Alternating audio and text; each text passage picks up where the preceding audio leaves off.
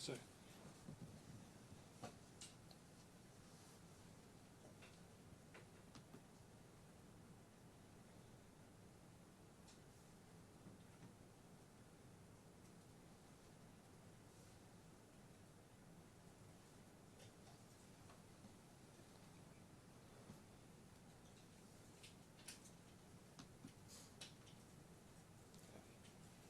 Yes. Who's going first? Mr. Hill. Yes, I agree, Mr.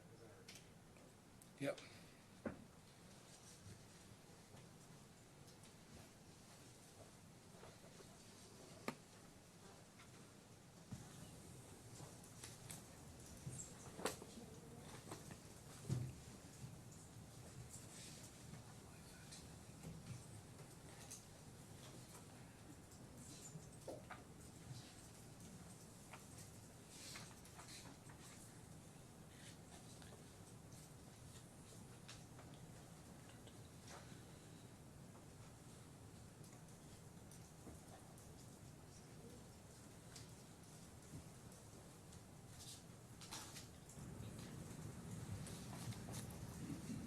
Please confirm your full name and occupation for the court's record.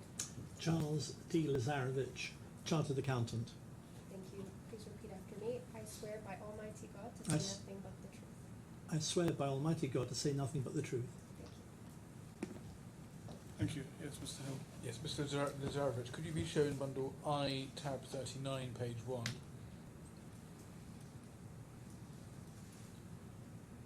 you see there supplemental accountant's report? Charles Lazarevich, yes? Yes, I do. You go to page 20. Is that your signature? It is. And is this your report? It is. And does it represent your true professional opinion? It does. Thank you. If you wait there, Mr. Trotter will ask you some questions. Yes, Mr. Trotter. Good morning, Mr. Lazarevich. Good morning. Have I pronounced your name correctly? You do, yes. Thank you. Unusually. I've got enough names Most wrong. people get it wrong, so you've done very well already. Thank you. Should I just make a comment now about the report, actually? There's one small change as a result of reading Ashton 2, or do we come on to that later? I hadn't realised that, but I think probably you should make it now. Right. Thank Okay. you. So why don't you go ahead? Yes, do you want to tell us what your change is? Yes, it's Mr. Ashton produced a report dated the 2nd of November, and I read the report on Monday, and he pointed out, I think it's in footnote 18, a small, I say it's a small calculation error because it's about 1.6% of a figure, Your Honour. So would you like me to take the court through that? You better show us where it is.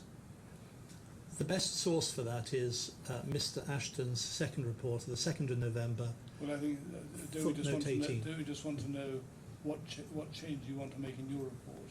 Well, it's the Ostrava entity figure for what I call year one, which is a figure of the order of 15 million. I think we can probably I can probably take you to that if we go down this report to the Ostrava figure. Page 15, I think, of your report.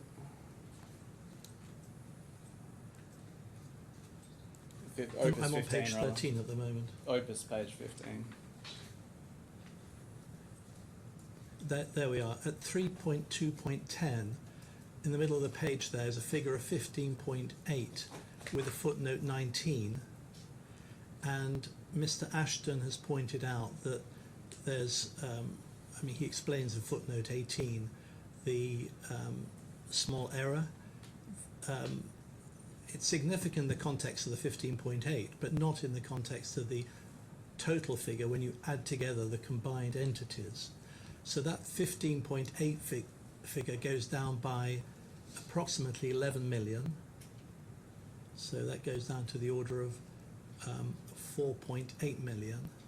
And the total, when you combine the 5 or 6 entities, goes down by a similar figure. But in the scheme of the overall figure, which is further down the report, it's about 1.6% of the total. I hope that helps the court. So just to follow that through, if we turn then over to page 17 of Opus of this report. So you're saying that the figures there we have under the first year, do you see under 3.2.21, there's a figure of 589.3. Sorry, just go slower. I'm so sorry. So you want to see? There's a paragraph at the top of the page, 3.2.21. Yep. It says with Liberty BB, that's with Liberty Bell Bay, and under first year one sees a figure of 589.3, and do I take, Mr. Ladovich, that should be something, you're testing my arithmetic, I'm afraid, It goes but down something by in the 11 region million. of about 578. That's right. Sorry, that's not, Well, is that right? Yeah, 578.3, that's right. But what you're saying about the percentages is that the percentages are so enormous at Well, sort of 1,000 and 2,000. 11 million in the context of 589 million is the order of 1.6% or 1.5 or something like that. Right. And in effect, that's because the fluctuations, that fluctuation of the value of the EBITDA of Liberty Ostrava in March 2021 accounts in year one that we saw before, if we just go back, perhaps we could get up alongside this, page 15. Well, do you want me to go through exactly why it happened? Well, first of all, I just want to understand the impact. So if we get these up next to each other, so 15.8 on the left-hand side, that's the figure that's reducing to 4.8. That's right. And so that is, that's a significant change in respect of that individual business unit. It is, yes. But then when you compare that, when you combine all of the entities, the figure of 589, I think what you're saying is that in that context, the reduction is not significant. That's correct. And that's, we'll come on to this, but that's mainly because of Liberty PMA, isn't it? The reason that that the major contributor, as I said in the report, Yes. to that 589 is that Australian business. Yes. And that's the business that's Whyalla and Tarmore together, but referred to because they account, I think, collectively as Liberty PMA. That's how I understand it, yes. Yes. Yeah, and that's because that Australian business is the largest contributor to the overall EBITDA. It is, yes. Yeah. And in turn, the largest contributor to the massive increase we see on the right-hand side of the page. Yeah. Well, we need to just go back and have a look at the figures just Yeah, to be we'll come. precise. I'm going to go through all those figures a bit more closely. So, but that's a helpful correction. Thank you. Might just start off at a slightly different stage, if that's okay.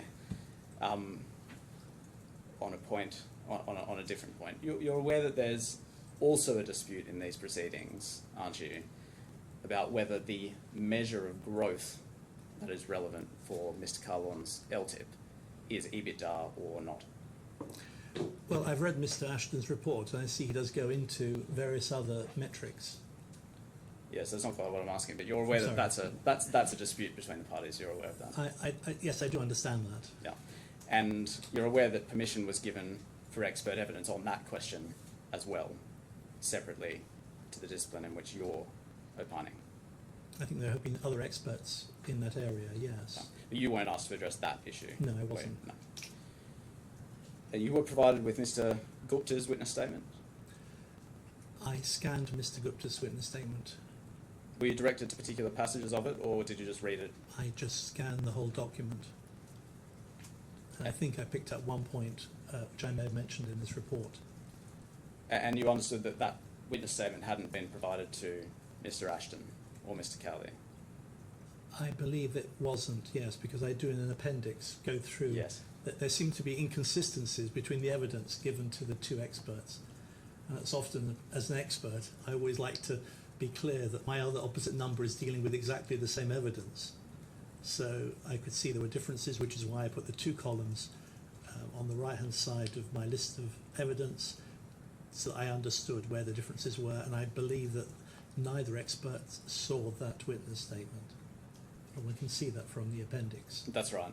We don't need to go to it, but you're right that it wasn't provided to either of the other two experts. If we look at your report, could we bring up I/39/11? And I'm interested here in a passage that you've since struck out, but we see it 2.7.2. Do you see that towards the bottom of the page? I do. It wasn't struck out by me, Yeah. I should say. No, it was struck out, I think, by order of the court. Yes. That was then executed by Ms. Kahlon's solicitors.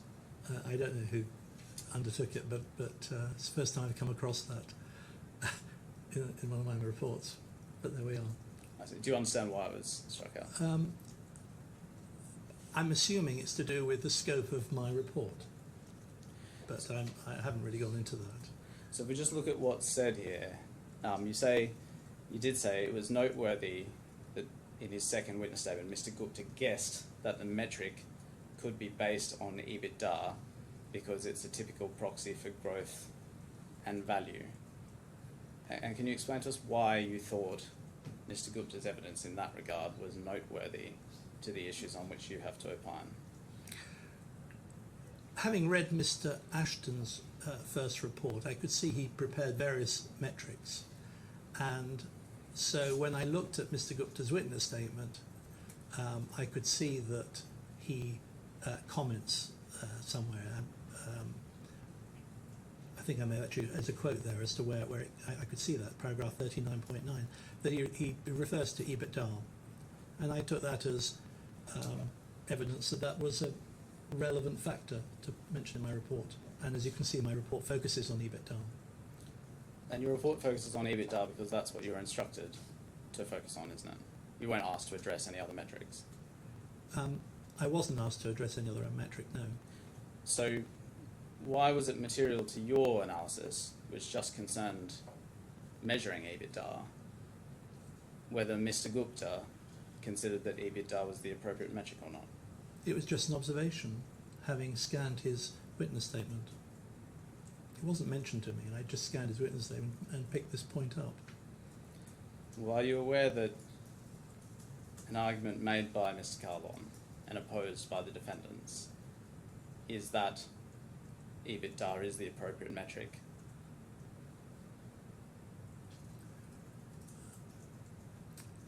I have scanned the skeleton quite recently after this report was submitted, and I see that there is a focus on EBITDA. Mr. Lazarevich, I suggest that the reason you mentioned this observation by Mr. Gupta is because you considered it would advance Mr. Kahlon's case in relation to that issue. No, that's not the reason. You say that Mr. Gupta assessed that EBITDA is a typical proxy for growth and equity value. Just so I understand this, am I right? As a starting point, EBITDA is a measure of profit, correct? It's one of possible measures of profit, yes. Yeah, and it's a proxy for value insofar as it represents what future profit is likely to be. I wouldn't go that far. Okay, I'll try and... It represents the profit in the period that it's reporting. Yes, and so... Using EBITDA as a measure. Quite. I think we're agreeing. But in layman's terms, would you agree that when you're assessing the value of a company, today's profit matters insofar as it represents what tomorrow's profit might be? Well, that's a broad statement. Circumstances do change. It could be all sorts of reasons why EBITDA next year could be different. I'm a little cautious about going with the assumption that this year's profit will represent next year's profit. I'm not inviting you to accept that assumption at all. But I'm just trying to understand. So one way of measuring the value of a company, if I understand correctly, is to take EBITDA and apply to it a multiple, an EBITDA multiple method of valuation. Yeah, can I say that's going beyond the scope of my report? I mean, I wasn't asked to value the company. I'm not suggesting that it's something you've opined on. If I'm going beyond your expertise, then please do say so. Well, no, you're not going beyond my expertise because I do value private companies, and EBITDA is a measure that's used. And specifically EBITDA together with a multiple. With a multiple, yes. It is one way of measuring the value of a company. And that multiple is effectively a way of converting, again in layman's terms, the profit into a measure of the value. It is used for that purpose, yes. And that multiple itself will vary depending on a host of different factors, including the sector, the market conditions, I'm sure various other things. That's right. What sort of things does the multiple depend on? Well, I have to say it's gone beyond the scope of this report, but in general terms, a multiple will. Valuing companies is about looking at the future. That's what people are buying when they're buying companies or valuing a business. And they will, a higher multiple will imply that there's an expectation that profits will improve, the business will be more valuable as a result. A lower multiple usually indicates a concern that there won't be that growth and therefore the value should be lower. And that's a very broad response to a question which is outside the scope of this report. Absolutely. That's helpful. Simplicity certainly helps me, at least. Good. So am I right that, broadly speaking, a high multiple indicates a level of optimism that the profits will be sustained or will go up? A lower multiple, broadly speaking, indicates a level of pessimism that the profits will not be sustained at the level that they currently are. Well, that's a very broad answer. Yes. And so if one was in a business where there are peaks and troughs in the market, you would expect that when you're at a peak and the EBITDA is very high, then the multiple may be lower because investors won't expect the profits to continue perpetually at that peak. Well, that's where the skill of a valuer comes in, to look at the figure, look at the figures, to look at the EBITDA figure, to see whether it's sustainable or whether it reflects the future, and whether you adjust the EBITDA, whether you adjust the multiple. I mean, it's quite a skill valuing private companies. I accept it's a skill, not one that I have, but do you accept as a general proposition that when in a cyclical business, that when you're at the top of the cycle, you would generally apply a lower multiple because you're expecting that peak to not continue perpetually? Well, different people have different views on whether a business is at the peak of its cycle. This is what makes it quite difficult to do valuations. I mean, you're assuming that it's at the peak. Different people will have a different view because you're looking at the future. It's almost like crystal ball glazing. I suppose you only know whether it's at the peak with hindsight. But that's right, Your Honour. And we are looking at this whole exercise with hindsight. It's the thing that strikes me about it. Yes. And in the market, investors would, or anyone valuing a company, would just be doing their best to ascertain quite where in the cycle the company is, and Yes. therefore what multiple should be attributed to it. Every valuer will have his own view on quite where you are on the cycle and whether you're at a peak or whether there's further growth, and the appropriate multiple to be applied in valuing a private company. And so is it fair to say, from all of that, that taking EBITDA just by itself is not a measure of value of the company? It's more sophisticated than that. It's more sophisticated than that, yes. It's also right to say, isn't it, that EBITDA is not affected by capital investment in the company? It's measuring the earnings before applying those adjustments, which is interest, tax, depreciation. So you're looking at the earnings without recognising or considering the amortization or this is an accounting adjustment that's used to reduce profits, to reflect the fact that there are assets there which are depreciating assets, and therefore some recognition needs to be applied in recognising that ultimate cost, even though it's a book entry. Sorry, long-winded answer, No. but I hope you understand. I'll try and understand. Let me try and break it down. So can I start with, if a company makes a capital investment, it obviously has to pay for that investment somehow, either from its own resources or by borrowing or by an equity investment from its shareholders. Do you agree with that? Well, there can be various ways in which it finances acquisition of fixed asset, yes. And if the company borrows, then the interest on that borrowing is not brought into account by EBITDA, is it? Because it's before interest. It's not recognised in the EBITDA figure, that's right. And equally, the depreciation of the capital investment is also not brought into account, is it? That's correct. Yeah. But on the other hand, with the benefit of a capital investment, assuming that the capital investment therefore produces more revenue, that will push up the EBITDA. money? Well, if it's a worthwhile investment, then it should find its way through to improved profits, improved earnings. Yes, yes, and in that regard, just because there's a profit from a capital investment, just because there's an increase in profit because of the capital investment, doesn't necessarily mean that the expense of that capital investment makes it a good one. So perhaps I'll put that. So not clear about Clumsily. the point you're making. Let me try again. The cost of the investment in the form of interest and depreciation is not brought into account in EBITDA, but the revenue that any such capital investment generates would be. Well, the revenue less costs will ultimately produce a figure for earnings, and that's the figure that we're starting with here. It's earnings before those various adjustments. One would hope that in investing in any capital project, that ultimately it will lead to improved earnings. Yes. And so EBITDA could be pushed up or down by a company choosing to make capital investments.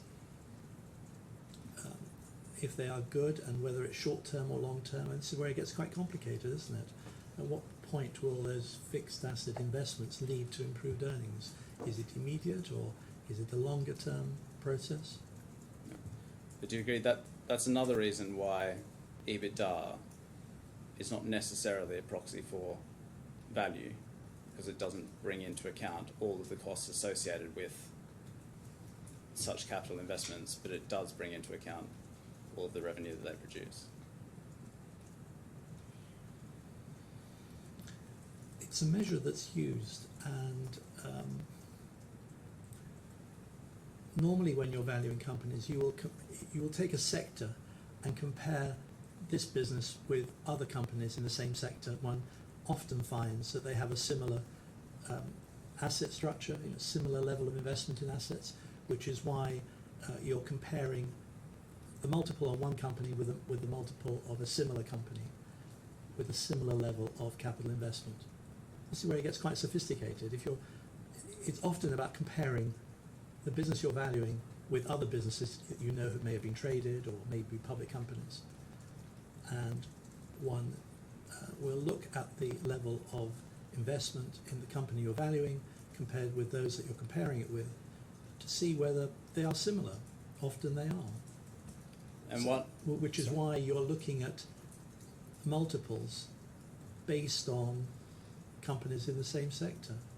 But it does get quite involved, and which is why every case is slightly different. But we've gone far beyond the scope of this report. And so one of the, I think I've understood you correctly, but one of the matters to which you'd have regard when assessing what multiple is appropriate would be the level of capital investment that the firm is making and comparison to like entities. You would certainly look at, you would compare the level of investment that the company you're valuing has by comparison to other companies you may be comparing it with, and possibly seeing whether you can use the multiple from another company which may have been traded with your own, and you ultimately find when you're doing valuations that no two companies are the same, and you have to make some adjustments, but you're having to work with the material you have. I hope that helps. It does. All right. Can we look at page 6 of your report? There's a title here, number 2, the 2 expert reports are addressed. Do you see that? Yes. And then in paragraph 2.1.1, you refer first to the report of Mr. Ashton, that's his February report, and then of Dr. Cowley, and then you refer to the joint statement. Do you see that? Yes. And you say, in this section of the report, I shall consider these 2 expert reports in the joint memorandum insofar as required by my instructions. Yes. We just bring up alongside this I/38.1/2.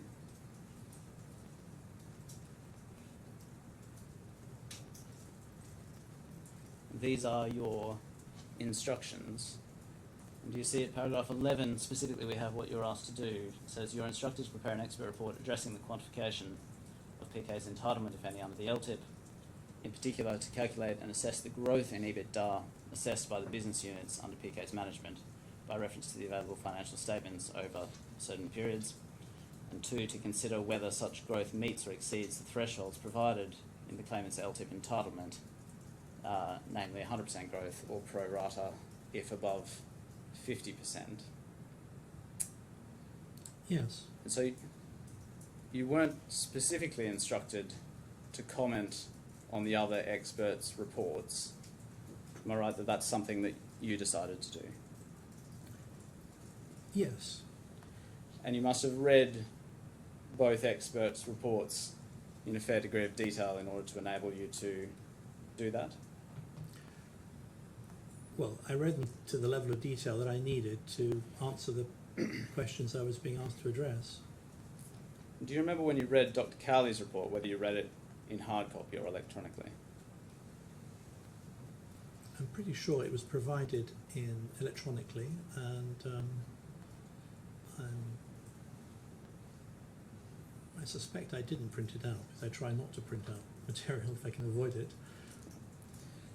And at 2.1.3 in your report on the left-hand side, this is the appendix we were discussing earlier, where you marked what was provided to Mr. Ashton and Dr. Cowley.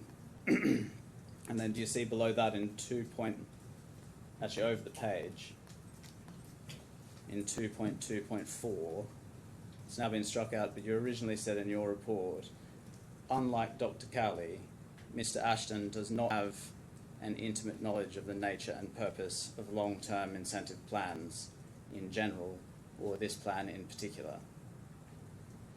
And so can you just explain to us why you thought it was material to the matters on which you had to opine to comment on the relative experience of Dr. Cowley as compared to Mr. Ashton? Well, they're not two experts in the same discipline, that was clear to me. And that's why I made that point. Normally when I'm dealing with an expert, generally they're in the same field, and I suspect Mr. Ashton and I will have a lot of common experience, and therefore putting myself in his shoes, I'm struck by the fact that he's dealing with an expert who has quite a different background and experience. And that's why I decided to make that observation.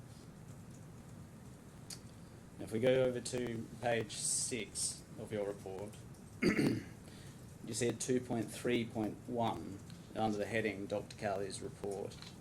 Sorry, page.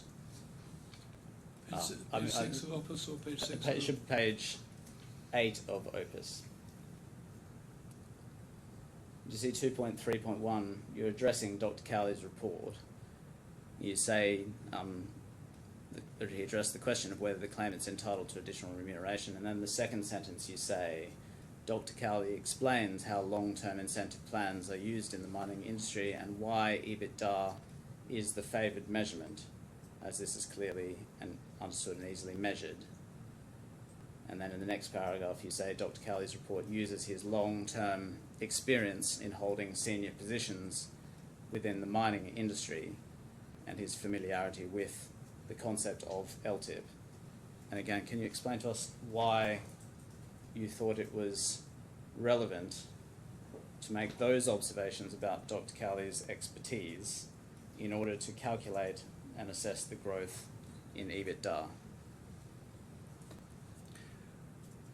Those two paragraphs are my assessment of his expertise, and they are really no more than that. It's a contrast with Mr. Ashton, who I think admits that he's not an expert in LTIPs. right? And if we just actually go back a page, to page 7, paragraph 2.2.6, do you see that? It says, Mr. Ashton has also considered a further metric being return on assets. You weren't instructed to consider that, were you? No, I wasn't. No. And you say, but however, Mr. Windmill's report does not offer the return on assets as a possible metric for a long-term incentive plan. Am I right that here you're expressing the view that Mr. Ashton's evidence in relation to return on assets is irrelevant because it's not supported by Mr. Windmill's expert evidence? I'm really just contrasting the two experts. And were you setting out that opinion in support of the view that EBITDA was the appropriate metric, as Mr. Kahlon contends? Well, it wasn't really in support. It's just based on reading these various documents that, and you've gone through them, that they all seem to indicate that EBITDA is the appropriate measure. When you say they all seem to indicate that, Well, what we've do you just mean by gone that? through them, haven't we? Which documents are you referring to Well, when you say that? you mentioned Mr. Gupta's witness statement. We've just gone through the fact that Mr. Windmill's report didn't offer the return on assets as an option, although Mr. Ashton calculated it in his first report. Although I noticed in the second report he just focuses on EBITDA. So, having read these various documents, it seemed to me that EBITDA was the. I can understand why EBITDA is the way that the calculation should be done. That's why I pointed out these different sources. And again, I suggest you pointed that out because you knew that it would advance the claimant's case on that Not point. at all. If we go over to page 11,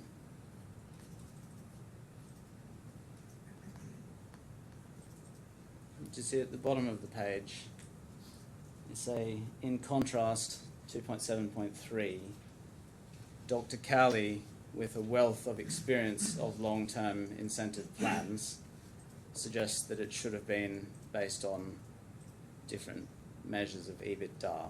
Do you see that? Yes, I did. When you endorsed Dr. Cowley's experience in your report, were you aware that lengthy passages of his report had been cut and pasted from Investopedia and investinganswers.com I wasn't and aware. other such websites? Wasn't aware of that. I don't check for these things. When you read Dr. Cowley's report electronically, did you notice that there were various embedded hyperlinks still in the report from when it had been copied from those websites? I didn't register that. Right. Could we go to page 14, please, of Opus?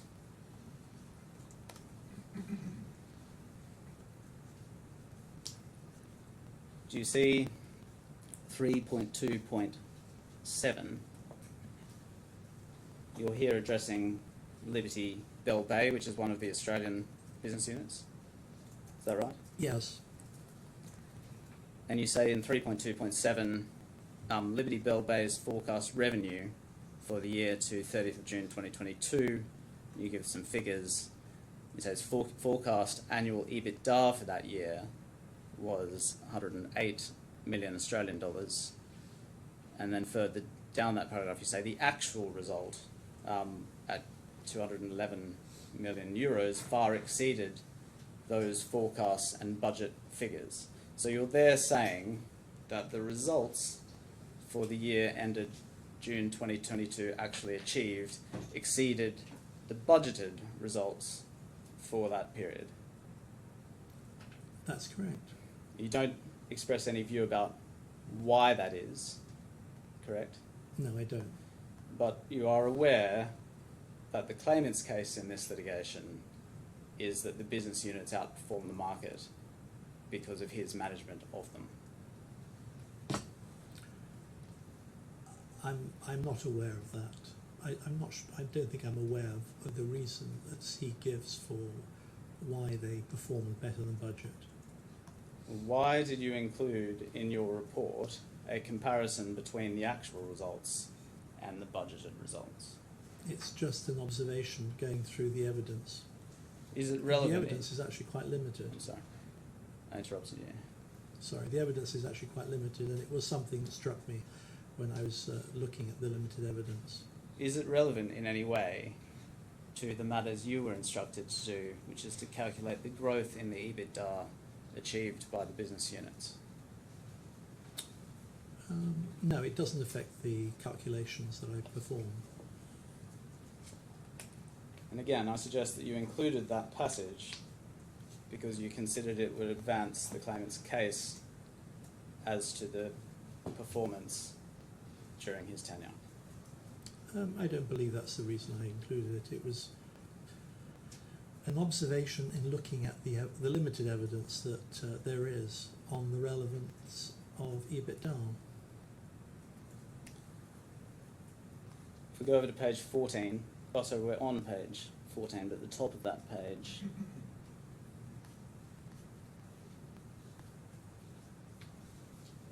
sorry, I'm mixing up my Opus and report numbers. Page 16 of Opus, please. And perhaps we would just have the previous page up together with it. You can see this is about Liberty PMA.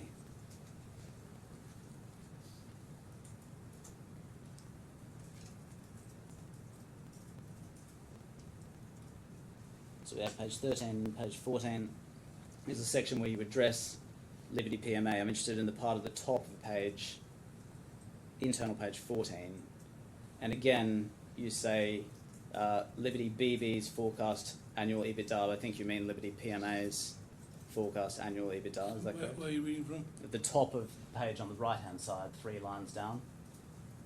Yeah. You say Liberty BB's Yes. forecast annual EBITDA. I think by that you mean Liberty. I think that's right. Yes. And that's probably happened because it's the same drafting that's been moved over, correct? Right. It's just a typo, isn't it? I'm sorry about that.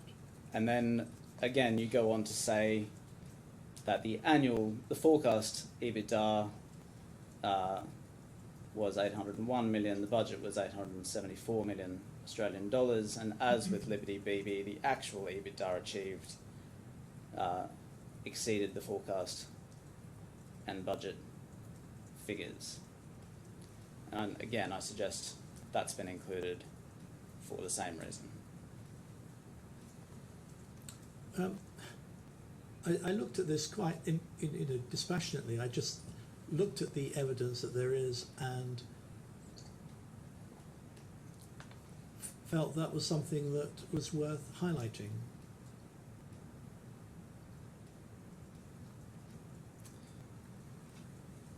After all, this whole case is about a LTIP, isn't it? It is. But I just want to give you one further chance to explain why you thought it was worth highlighting that point. Well,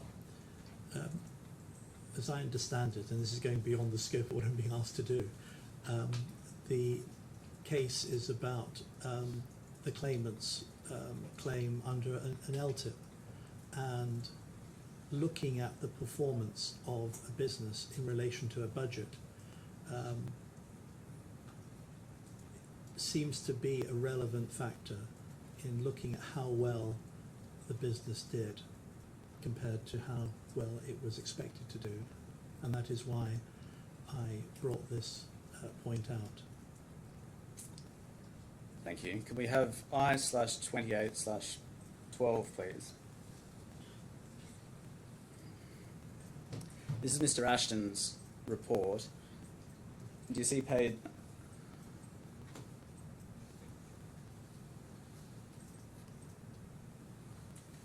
Sorry, I think I've got the wrong page number. Could we have page 29 of this document, please?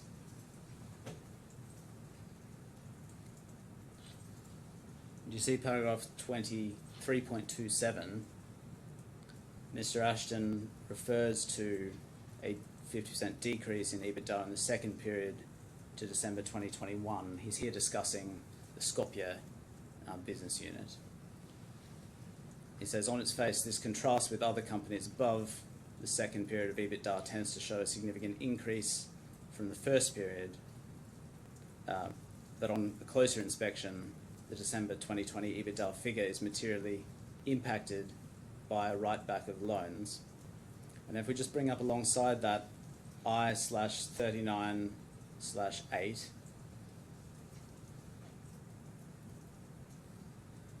and you see at paragraph 2.2.11, you're dealing here, I think, with the same issue, and you say he, that is Mr. Ashton, mentioned that the EBITDA figures for Skopje were materially impacted by an accounting adjustment, which is a write-back of loans in the December 2020 accounts. One would not expect this to be a factor influencing the long-term incentive plan, as these were old loans that predated the claimant's involvement. You go on to say that you have reversed that adjustment because your quantification focuses on managerial EBITDA as it affects the claimant. So just so we understand exactly how this plays through, could we then go to page 16 of your report, and we see the figures, and you see a 3.2 there in the middle of the page under December 2020. Yes, a figure of 3.2 million. Yeah, and in the footnote, that you arrive at that 3.2 by 33.6 minus 30.4. And it's right, isn't it, that 30.4 is the loan write-back figure that we saw a moment ago. That's correct. Yeah. Sorry, I can't see the figure. It's in the footnote at the bottom No, of the I page. can see the footnote. I can't see the text that it relates to. So Yeah. perhaps... Yeah, I found it. I see it now. Yes, yeah.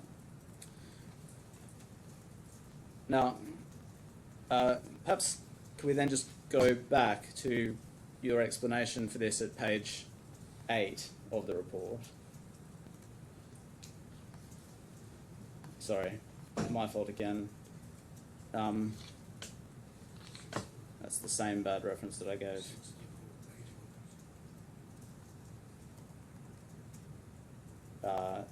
Page 8 of Opus, sorry.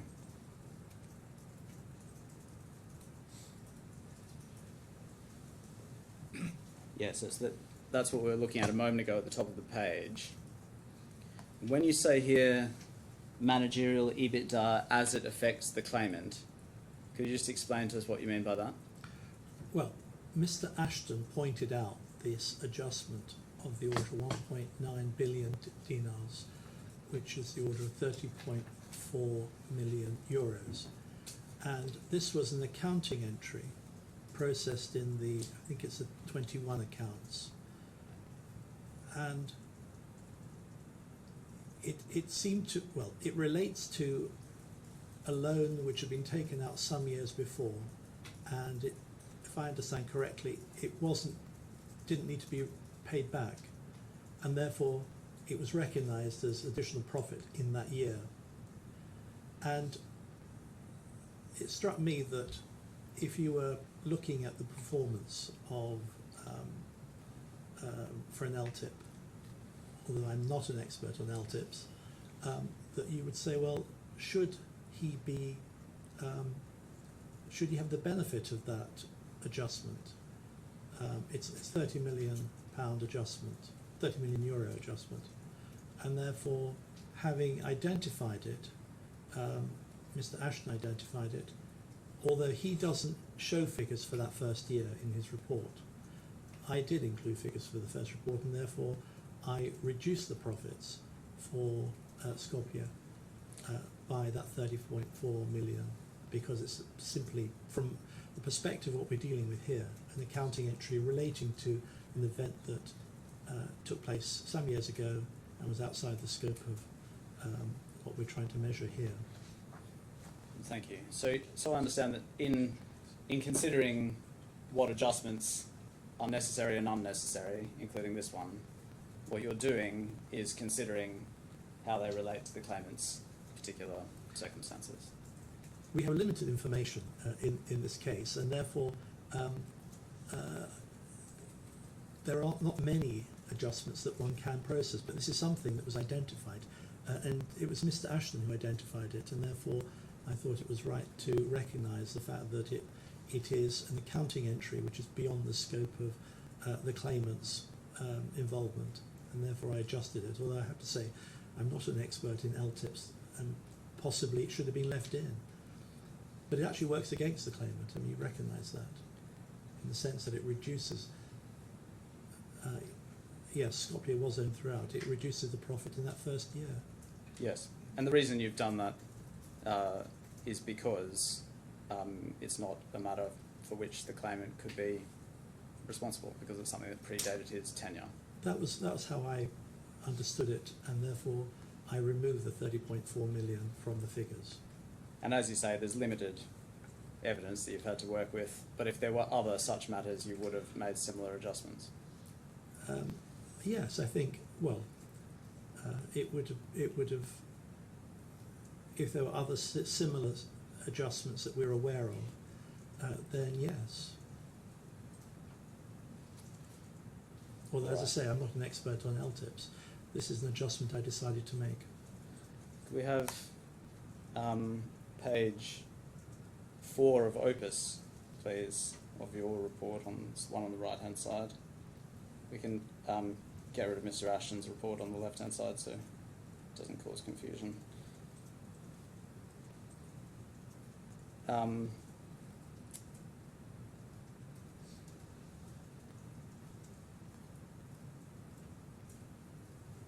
Sorry. Actually, can we have page 15? So this is where your calculations are. And you provide in your report a series of tables with the EBITDA figures by year and the percentage growth changes by year for each of the individual business units, correct? That's correct. And one example of that here on page 15 is of Liberty PMA. That's the Australian business units comprising Whyalla and Tarmore, correct? That's my understanding. And I just want to focus for a moment on how it is that you arrive at these percentage figures. Am I right that in each case, your percentage figures compares the EBITDA in the relevant year with the EBITDA in the base year? That's correct.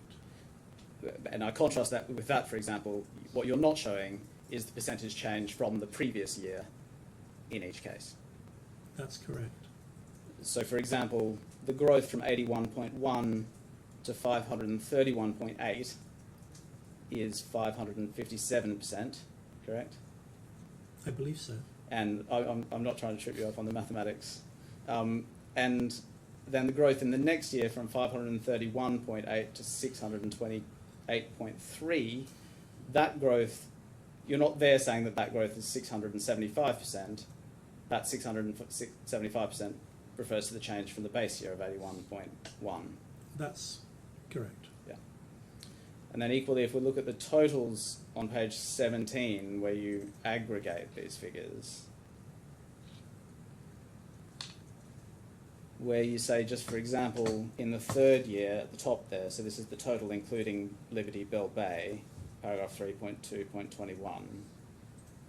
The second year you've got 1,378 million, and then the third year goes down to 45.8 million.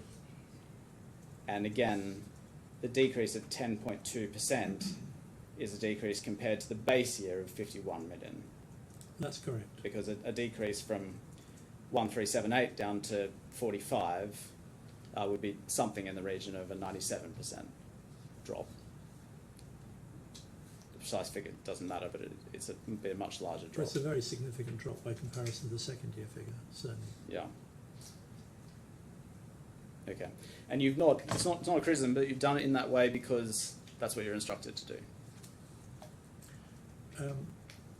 Yes, and my instructions are to look at the growth or otherwise over 1, 2 and 3 years. Yes, and we can see that at I/38.1/2 if we bring that up alongside.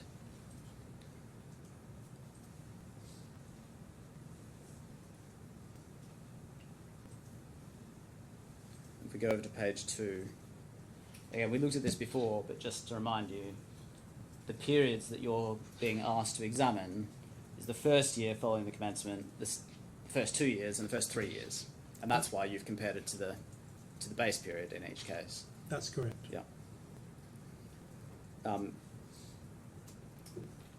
If we go to I/40/14.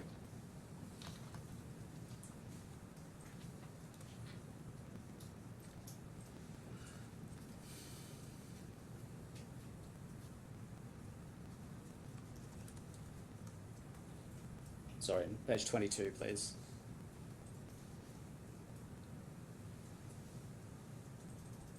No, my apologies. It's another bad reference. Can we go back to I/40/14?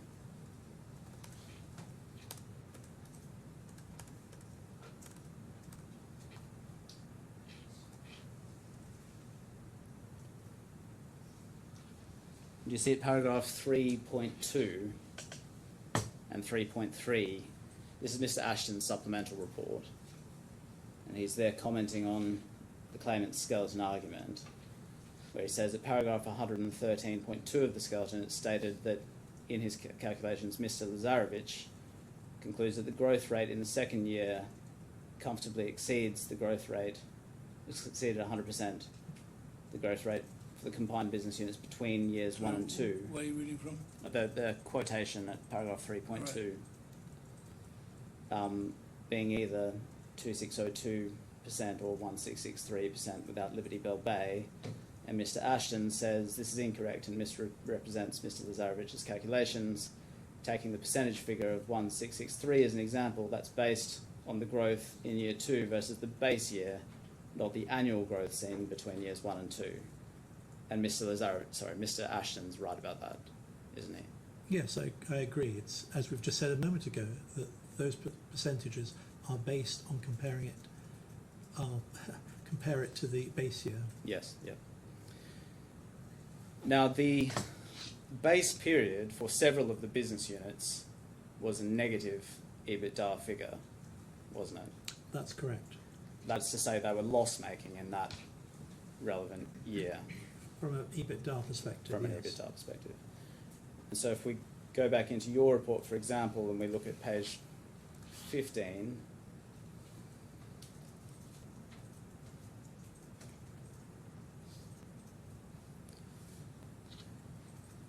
can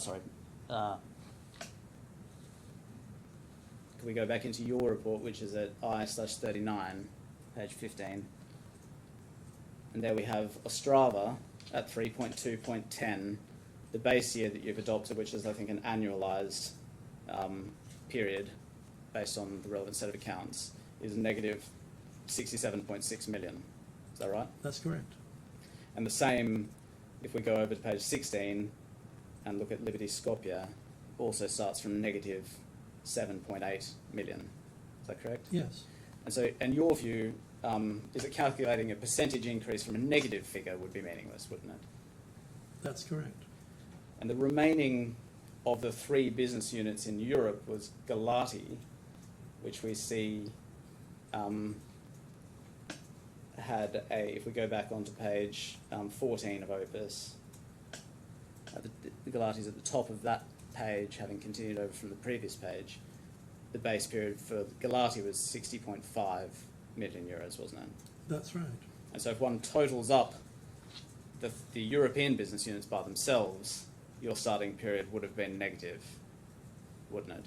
I didn't check the addition for just European businesses. I mean, I'm sure we can do that very easily. Yes, but the figures we've just seen, sorry, I took that quite I quickly. didn't put them in my memory, but if you've done the calculation, then presumably one deducts the negative figures from that 60.5 Yes, to arrive at whatever the net is. that's right. So we had negative 67.6, negative 7.8, That's right. and then a positive Those are the figures. figure here. So it would be negative, Yes. I calculate 14.9 million or Right. so. Right, I mean, I didn't check that. Just the European businesses. Yes. And so you agree that if one was starting with just the European businesses, then 100% increase on that would be a meaningless concept. Because one's looking at just those three businesses. In the base year, they are negative EBITDA, and therefore, if it's in terms of simple mathematics, one can't calculate a percentage increase starting from a negative figure.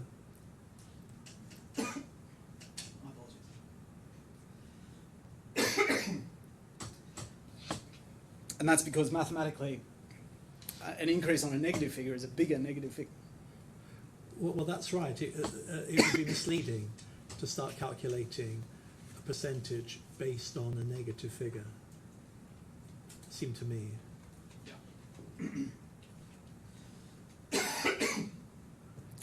And so just returning to the figures, you explained that the only reason why we ended up with a positive baseline was because of Liberty PMA.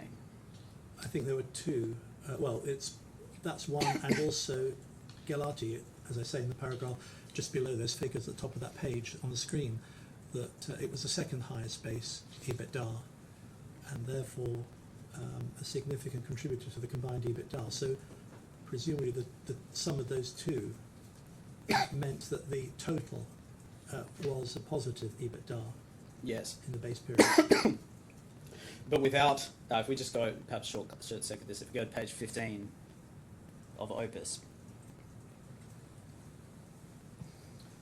you see 3.2.12, where you say these figures indicate that Liberty PMA had the highest base period EBITDA of the five entities, and this ensured that the combined base period produced a positive EBITDA. That's because if you take Liberty PMA out, you end up with a negative That's figure. correct. Yeah. And when you then look at the totals that you've arrived at, if we go over to page 17 of Opus, the base period there of 51 and 66.2 are quite low, and that's because it's the combination of negative figures and positive figures being added together. That's right, as we just described. And obviously a percentage increase, this is a very basic mathematical question, but a percentage increase on a small starting point is lower in absolute terms than a percentage increase on a larger starting point. Well, that's correct, yes. Yeah. And you haven't, in this case, been instructed to look at the revenue figures of the various business units. I wasn't instructed to do that, no. No. If we look at Mr. Ashton's report at I/40,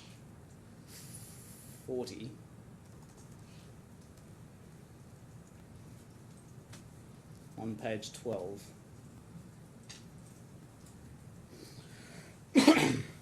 we just zoom in on the table at the top there. And again, you haven't been instructed to consider this, so am I right that you won't be in a position to comment on the revenue figures that are set out here? No, I haven't considered them, no.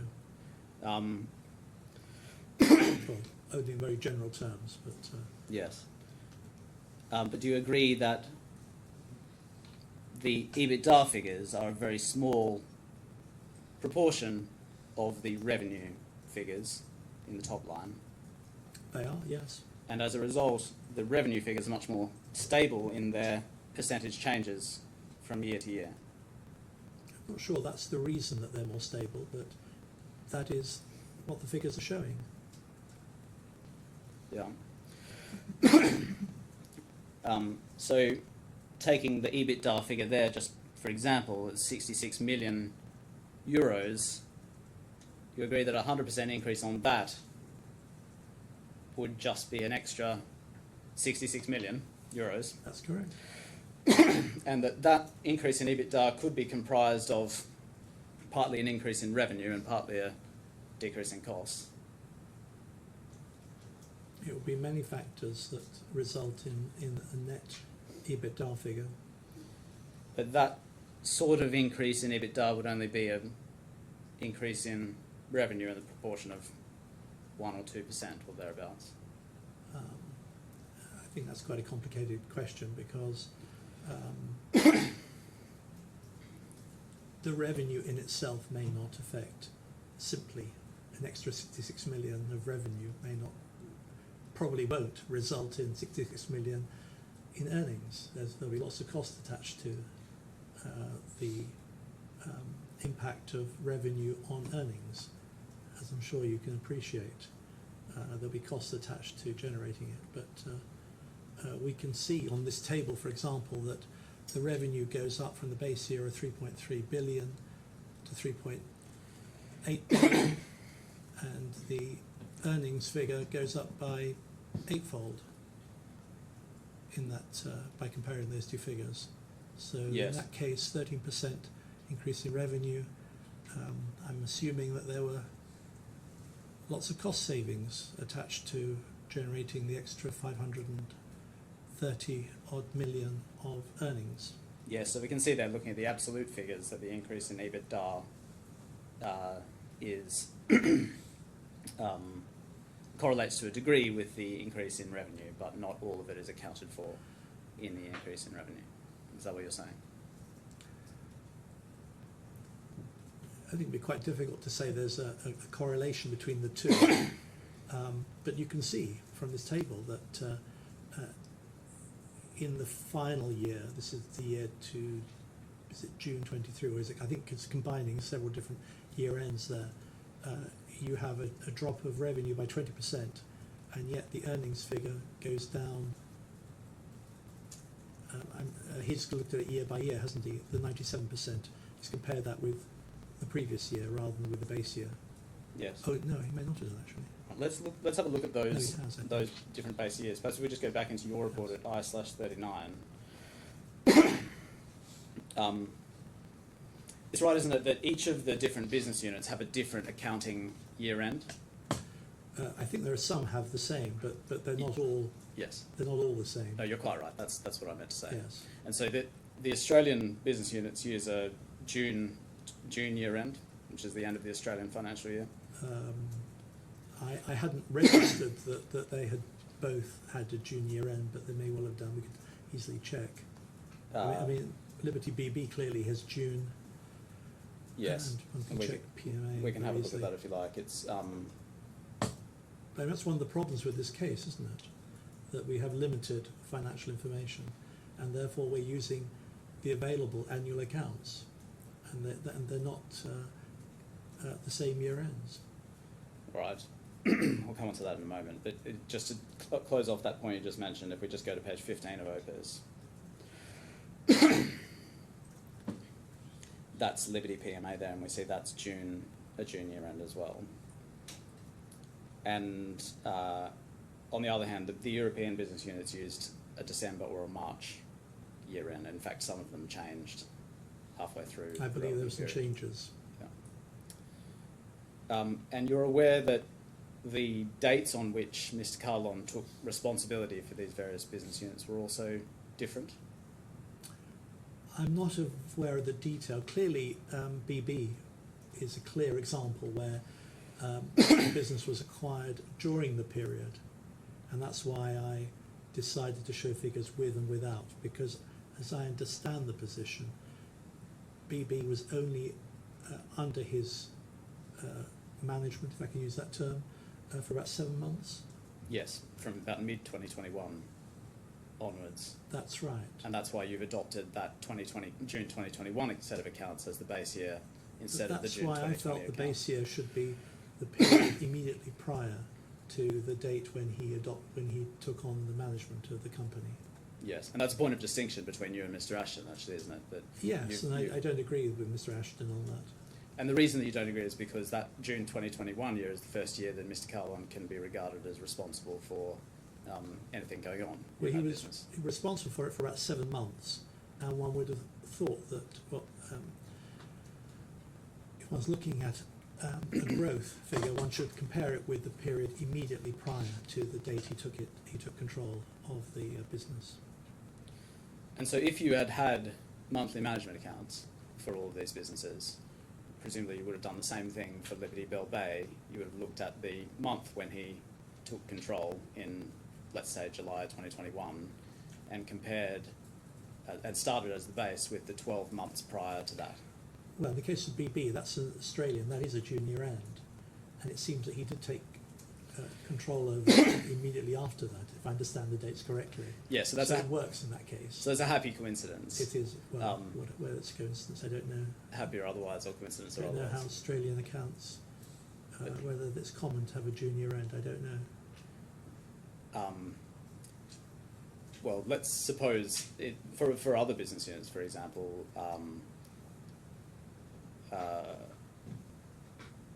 it's the same actually for the other Australian business units. Also in July 2020, taking over just after the end of the Australian financial year finishes in June. Again, you would you'd regard it as sensible to take the 12 months prior to when Mr. Kahlon takes over control as the base year. Well, we're working mainly with annual accounts, and therefore I would take 12-month figures as a base period. And you do the same if you had the management accounts, because you take that same 12-month period. Well, one ought to be consistent that one could do it with 12-month figures, yes. Although I think I haven't really considered, if we had a lot more evidence, I would have looked at this possibly differently. I was working with the evidence that there is. No, I appreciate that. So are you suggesting that it's possible that a different approach would be, instead of to take the 12-month period before Mr. Kahlon became involved, to take a quarterly period or some other period? I'm not an expert on LTIPs, so I wouldn't want to comment. I noticed that earlier on the evidence, we touched on Mr. Cowley's suggestion, which I think you said was copied from another source. He made the suggestion as to how it could be done. I didn't address it because we have very limited evidence in this case, and therefore I worked with what we had, which are basically annual accounts, or they're not all annual accounts, but we annualised them. Both Mr. Ashton and I have annualised the figures, and that's what we have worked with. Yes, but the reason for the different base periods is not just the evidence that we have, but also the different dates on which Mr. Kahlon became responsible for these different units. I think there's only the one exception, which is BB. That was acquired during the period that he was employed. That one's quite a lot later, in June or July 2021. That's right, about 18 months after his employment started, as I understand it. But even for the European business units, which he took over in May 2020, and the Weiler and Tarmore business units, which he took over in June, July 2020, one would take a different approach to those two as well, wouldn't you? If you had the monthly accounts. Well, that's a level of detail that I didn't go into. I noticed Mr. Ashton does suggest some different dates. I haven't gone into it in that level of detail. I've worked on the annual figures. So Yes. on the assumption that his employment started on the 1st of January 2020, and therefore in the main the base period is the prior year, 2019. And looking at the tables then at page, starting at Opus page 12, sorry, internal page 12, Opus page 14.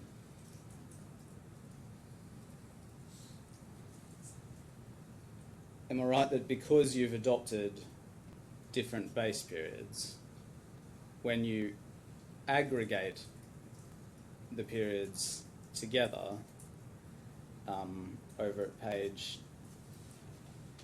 17 of Opus,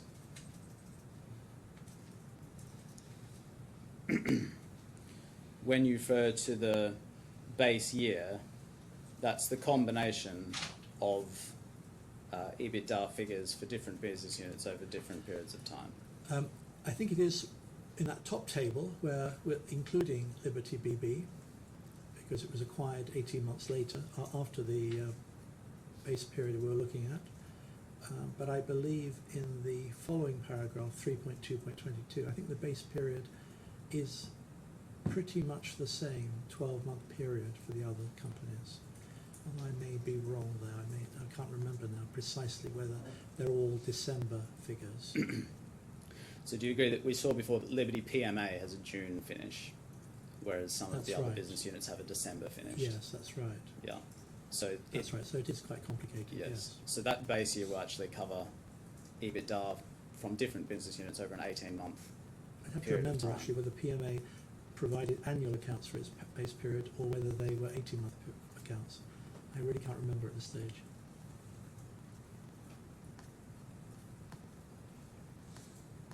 Well, if we just go back and just cover off that point, back to page 15 of OPIS. In some of your examples, for instance, Yes, Australia, I you've got a see footnote there and you're explaining how that one's been annualised. But Liberty PMA, you've just said June 2020. And that, I understand, is because the accounts have been filed in accordance with the Australian financial year, running from July to June. That's right. The base period you can see there at 3.2.2 Yeah. was the June figure. Yeah.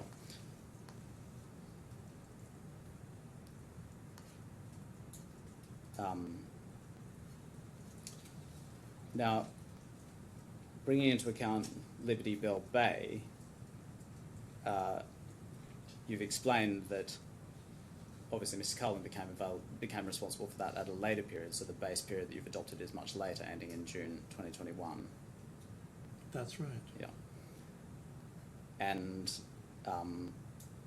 if we go then to your calculations, including Liberty Bell Bay, which are over on back on page 17 of OPIS.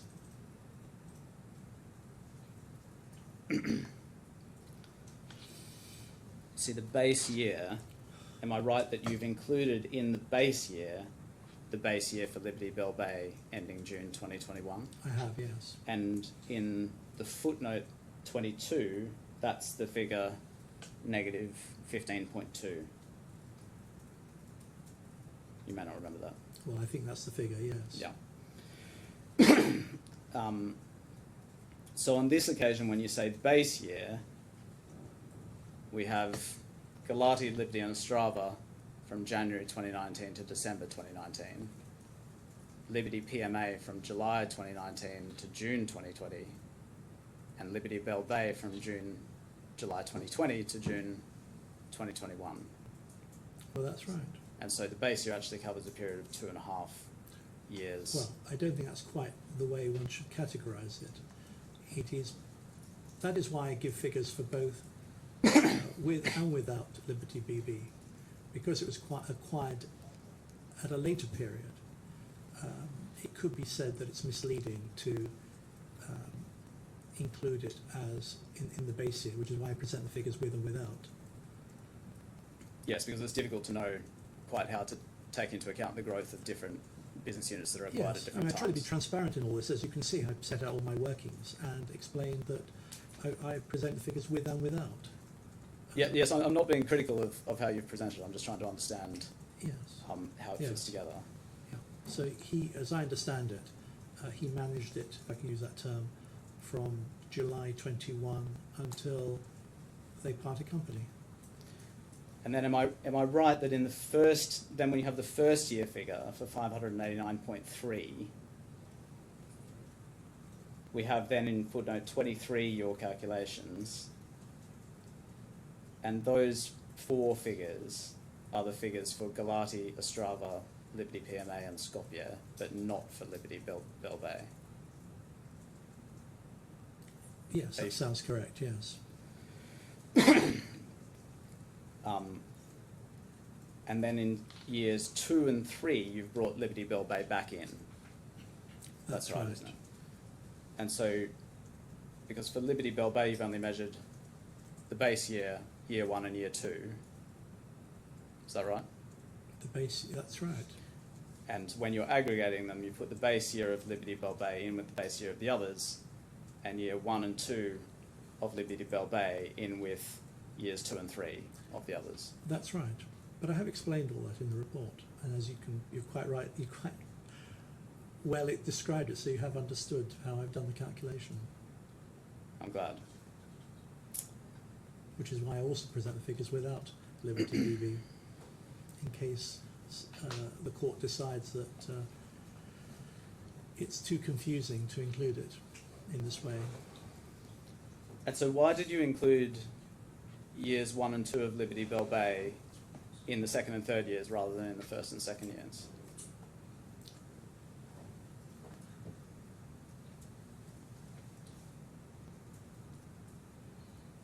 It just seemed the right thing to do because of the periods we're dealing with, because the first year of BB was the second year for the remaining companies, and it seemed right to match the periods. But I understand, I recognise that the base period was the period immediately prior to the claimant's involvement.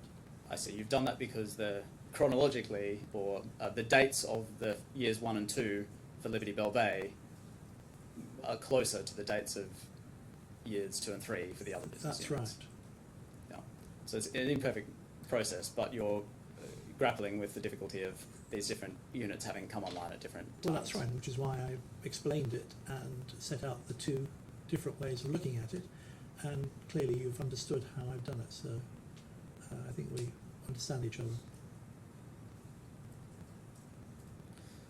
All right. We have I/40/6.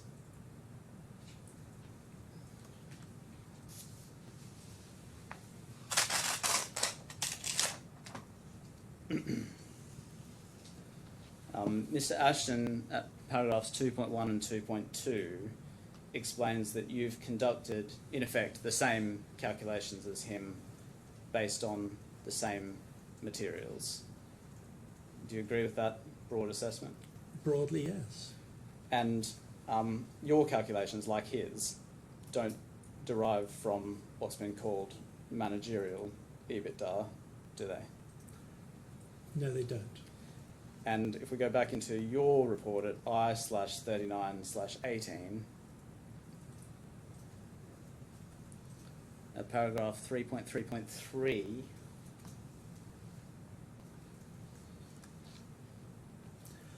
you say at the bottom of that paragraph you are unable to assess whether the difference between EBITDA on these two bases, that is managerial and legal EBITDA, would have been significant.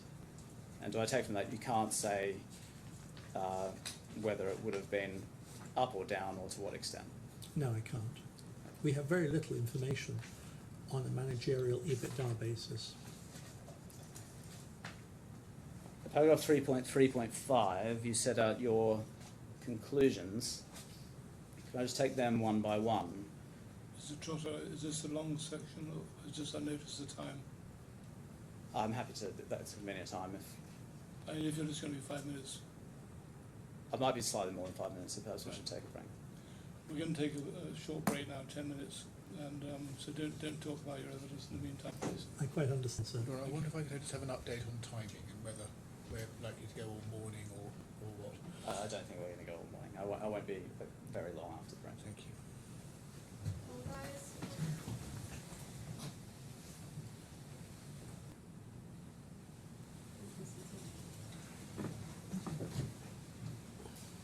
Ms. Lazaretto, we were just in page 18 of your report on OPUS. You see at paragraph 3.3.5. Your microphone. I'm sorry, I'm a repeat offender. But we see at paragraph 3.3.5 there are the conclusions. If you could just read the page reference back into the... So we're at I/39/18. At paragraph 3.3.5 you have the conclusions that you've reached. Perhaps if we just bring up again alongside this I/38.1/2.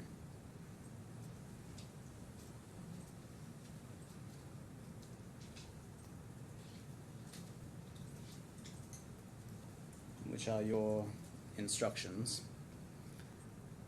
If we just look at Roman numeral 1, you first conclude that if the claimant was required to meet 100% annualised EBITDA growth at any point in the 3-year period, that has been met. And by that, do you mean, for example, on the left-hand side, if we just go back the previous page to your totals, you're there saying that because in the first year, the percentage growth is either 790% or over 1,000%, that the 100% growth has been reached. That's right. And then your second conclusion, if we go over the page, Roman numeral 2, you say if the claimant was required to meet an implied growth rate of 100% in each year of the 3 years, this has been met for years 1 and 2. Just to understand what you mean by this, if we again just go back to the previous page, are you there saying that because the growth in years 1 and 2 is in each case more than 100% larger than the base year, that that target has been met for each of those 2 years? That's right. That's how I interpret the growth rate. And Mr. Trotter, sorry, I didn't quite understand the previous answer about his first point. yes, Could that's my fault. Let's just look at it again. My fault, I'm sure. Yeah, so let's have another look. So if we go over the page, you've said if the claimant was required to meet 100% annualised EBITDA growth at any point in the 3-year period, this has been met. If we just go back to the previous page, when you say at any point, you mean the particular point you have in mind is after the first year, where it hits either 1,055% or 790%. Well, we only, as we've discussed earlier, we only have annual accounts in the main. So as you can see, I've presented figures for first year, second year, third year. Yes. And it's a simple observation that the growth percentages shown in both paragraphs 3.2.21 and 3.2.22 have more than 100% growth in both first and second year. And that's what you mean by at any point, I think. That's You- right. yeah. So, Thank you. Yeah. so just a simple point, really. Yeah. It's not trying to be too sophisticated about it. No, indeed, the percentages are a great deal larger They're than much larger. That's much, right. much larger. Yes. And if we then on your second conclusion, if we go over the page, you then say if the claimant was required to meet an implied growth rate of 100% in each year of the 3 years, this has been met in years 1 and 2. And again, just to understand what you mean by this, if we go back to the previous page, and are you here saying that because the EBITDA in the first year and the second year is in each case more than 100% growth on the base year, that you consider that that target would have been met? Well, that's right. But also, in fact, when you look at the second year compared to the first year figures, it's more than 100% there as well. I'm not sure I thought about that at the time, but looking at it now, you can see that, for example, in 3.2.21, 1,378 compared to 589. That's more than 100%. And similarly in 3.2.22. Yes, but those are not the calculations you were carrying out in the report, because these percentages that are listed there relate to the base year. That's right. Yeah. And again, that's because you weren't instructed to consider the growth year on year. You were instructed to consider the growth compared to the base year.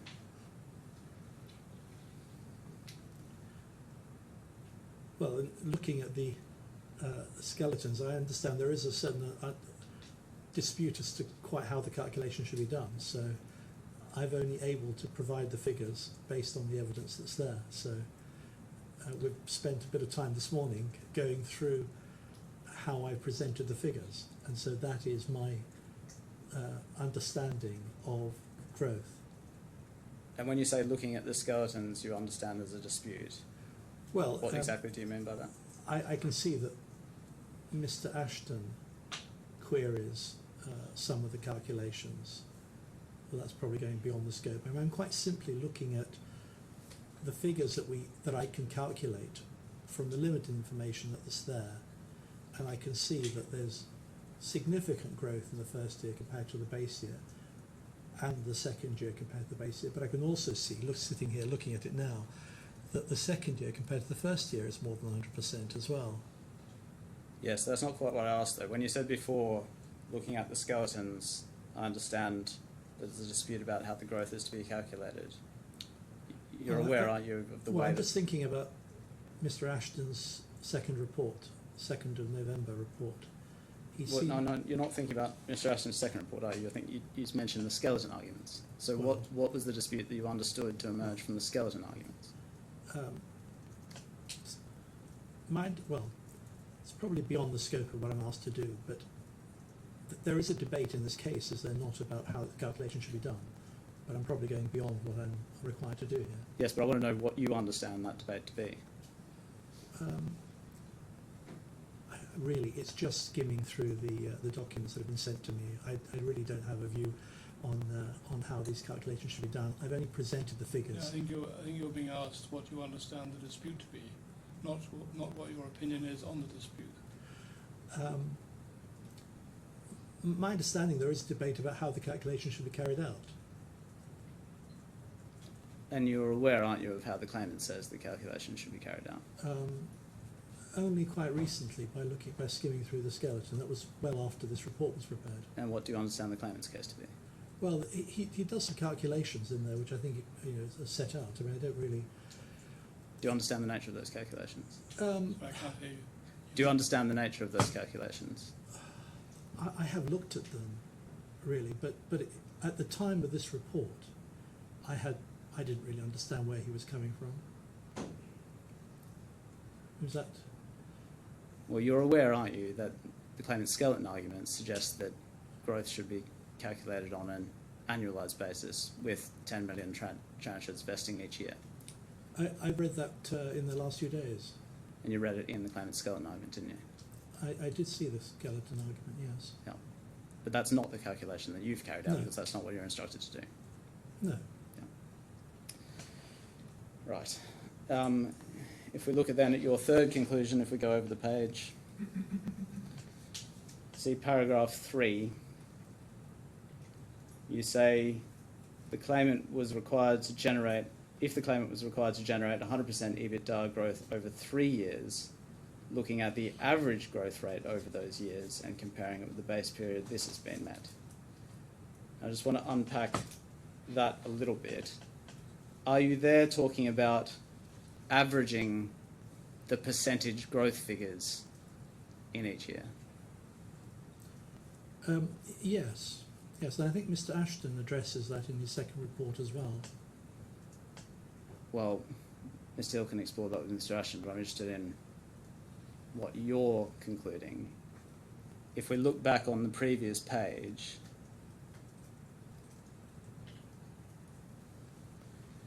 or perhaps if we just get the two pages up next to each other, actually, pages 17 and 18.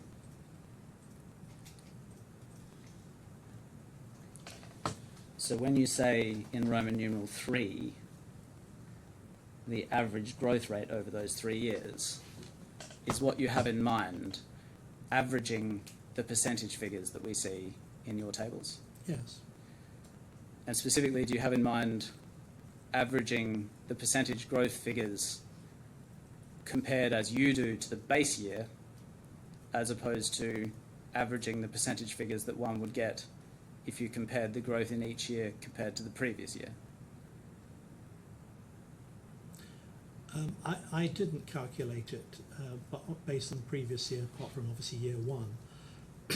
I looked purely at those growth figures that you see in those two paragraphs at 3.2.21 and 3.2.22, and calculated an average across those 3 years. Sorry, can I just be clear as to what is it you're averaging? Just that those 1,055%,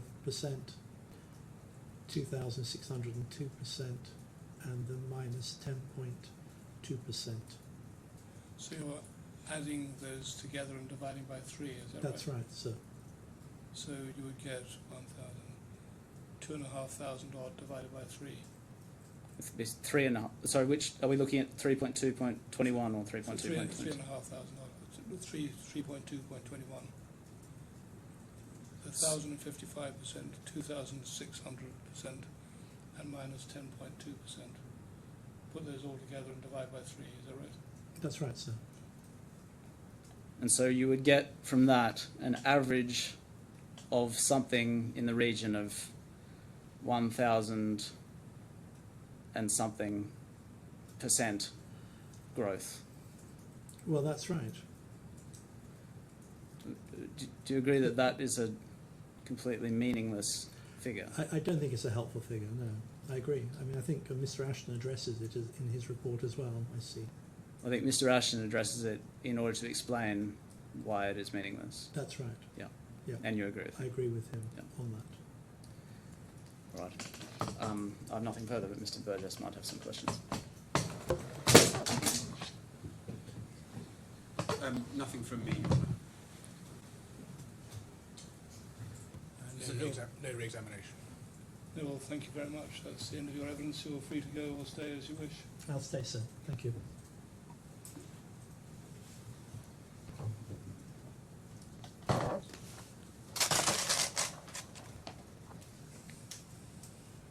Yes. Thank you. I'd like to call Mr. Windmill.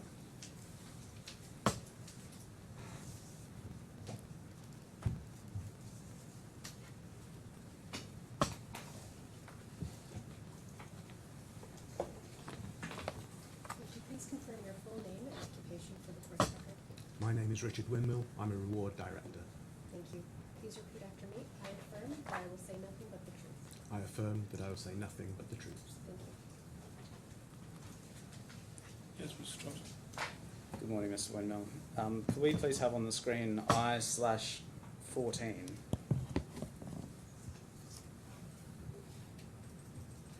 Is this your first expert report in these proceedings? It is. And if we go over, please, to page 13. Thank you. Is that your signature? It is. And does this report represent your true professional opinions? It does. And if we then go to I/38, please.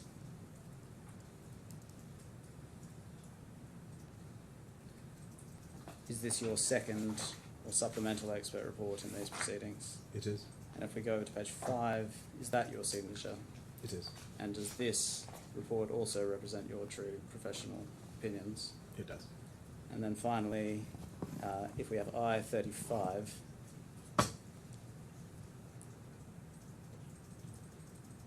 is this the joint statement that you've prepared together with Dr. Cowley?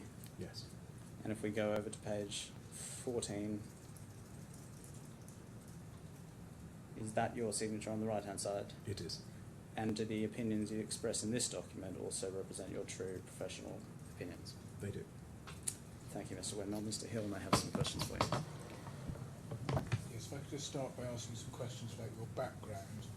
You hold a postgraduate diploma from the University of Manchester in HR management. Mr. Hill, your microphone. You better start that again. Yes, I'm going to start by. Yes, you can. So I'm going to start by asking some questions about your background. You hold a postgraduate diploma from the University of Manchester in HR management, and you studied there from 1999 to 2001. Yes, That's correct. and if we go to I tab 14, page 4.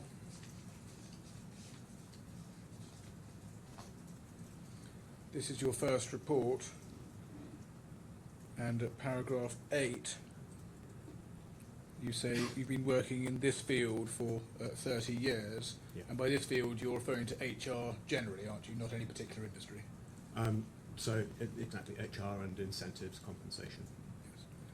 And although you say you initially trained and work as an accountant, you say that as well, And you do say that throughout your career you've worked for PwC and Ernst & Young, but you haven't actually qualified as a chartered accountant, have you? I have. You have? Yes. You're a member of the Institute of Chartered Accountants? Yes. Thank you. Now, can we go to page 8? No, so I'll skip that reference. Can we just look at go to page 8, paragraph 8 of your report. Looking at the list of companies you've worked for in the last 18 years, as I understand it, you've been designing compensation packages for executives of those companies, correct? Can we bring up the right page? Yes, paragraph 8, page 4. Thank you. So you've been designing compensation packages for executives of those companies, yes? Correct. It's right that you've never in your career worked in the mining and steel industry, correct? Correct. Have you designed compensation packages for executives in that industry? No. Looks like it'd be fair to describe you, if we had to try to summarise it broadly, as principally an HR leader, mostly in telecoms area. Telecoms and technology. But say prior to that, I covered a wide range when I was with PricewaterhouseCoopers. And just looking at paragraph 9 of your report, you talk about a requirement to understand common practices and trends in the wider market to ensure that my employer's offer is competitive, and to understand what investors and their proxy advisors think in order to find the appropriate balance between the shareholders' interest and a motivational compensation package for employees and executives. And that reflects, doesn't it, that your work is mainly in public listed companies and executives who work for them? Yes? I've covered both private and public companies. Well, when you're referring there to what your guidance, what your guiding principles are, you're really referring to investors in listed companies and, as we know, proxy advisors who vote, don't they, on compensation packages? And proxy advisors are specific to public companies, but I think the broader principle covers both sectors. And design of compensation generally doesn't delineate between the two sectors. Now, are you aware that it's common practice for expert witnesses to exhibit copies of their CVs to their reports? I wasn't aware. I produced a summary as I thought appropriate. Now, I want just to come on to ask you about the two issues you've been asked to address. You list those at paragraph 11.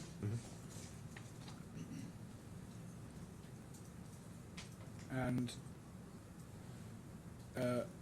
you say in paragraph 12 that you've used 3 reference points, and the first you describe as 30 years of experience in this field, but this field you're referring to the mining and referring to HR generally and not mining and steel industry, aren't you? Correct. And then you refer to reports on market practice from consultants specialising in long-term incentive practice and design.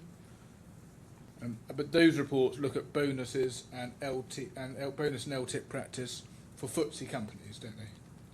They do. So by definition, all publicly traded companies in a variety of industries. Correct. Including mining and steel. And the third reference point is annual reports of public listed companies, and including, you say, companies in the mining and steel industry, and you say in your report that they were chosen because they're similar to Liberty Steel. And was that your selection or someone else's, just so I understand it? That was my selection. And the details of the executive remuneration within those companies are available because they're required to publish them under the relevant listing rules, aren't they? Correct. So only one of those 3 references points involves analysis of businesses within the mining and steel industry, and that's your third one, which is the public accounts, the published accounts of industries, of companies in the mining and steel industry. Yes? I think the second point, reports on market practice, also includes the large listed entities. If you're looking at the London Stock Exchange, some of the largest companies there are mining companies. And what you do in relation to these companies is you go through their published accounts and you summarise in your Appendix 1 the measures by which their LTIPs are governed, don't you? Yes? Correct. And in doing that, it's fair to say you're not bringing your own expertise into the analysis, it's just a case of seeing what the documents say and then summarising that for the benefit of the court. Yes? Correct. Now, before we come to your two questions, so just coming on to LTIPs. Now, the structure of the LTIP, including the amount to be paid to the executive, the targets they need to meet and the like, that's something that's agreed on a case-by-case basis, isn't it? Yes. And so obviously there's variation within the various different cases. Yes. And there'll be various commercial or other factors that influence the formulation of any particular LTIP, won't there? The specifics of each company. And it may include, just to give some examples, the industry in which you're operating, possibly. Yep. The formulation may be influenced by whether the company is public or private, yes? Perhaps less so.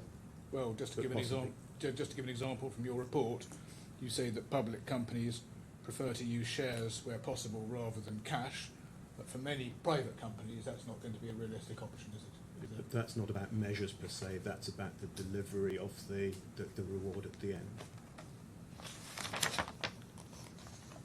And in your report you say there's a variety of mechanisms for private companies for tying the value of the reward to the performance of the business, yes?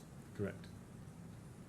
And in the case of public companies, there's a very obvious linkage, isn't there, between getting shares in your LTIP and maximising shareholder return by improving the price of those shares. There's a very close tie-in, isn't there? It's more readily available and transparent, yes.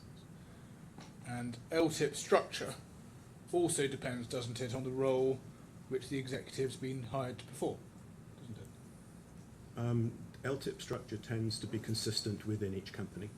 It doesn't vary by executive within that company. Well, it depends. It can be case by case, and different executives can negotiate for different LTIPs. There's structures. potentially scope to do that, but most of the companies that I've worked with, because they want alignment with the management team generally, then the structure tends to be that all of the senior team and participants are playing largely to a similar game. But certainly if you're looking at, let's take different businesses, an executive hired to perform a turnaround may have a different kind of LTIP package from an executive who's hired into a mature business that's already very profitable. If they were different companies, then Yeah. yes. And that applies obviously to the size of the reward and potentially the metrics too. Yes. And just looking at a turnaround situation as an example, relevant financial metrics are quite likely to focus on bottom line growth rather than top line growth. I think it depends on the strategy for the turnaround. Now, in your report, you say that studies have shown that executives prefer less risky, more predictable, and therefore defined remuneration structures. So if we could just turn that up under I-27, page 2.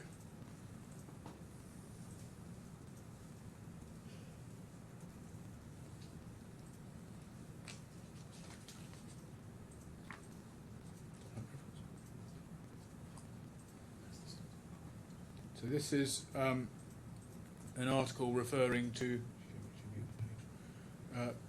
studies in 2011 and 12 into executive pay. And if we could just go to page 2 and look at the third paragraph, you say 2/3 of executives.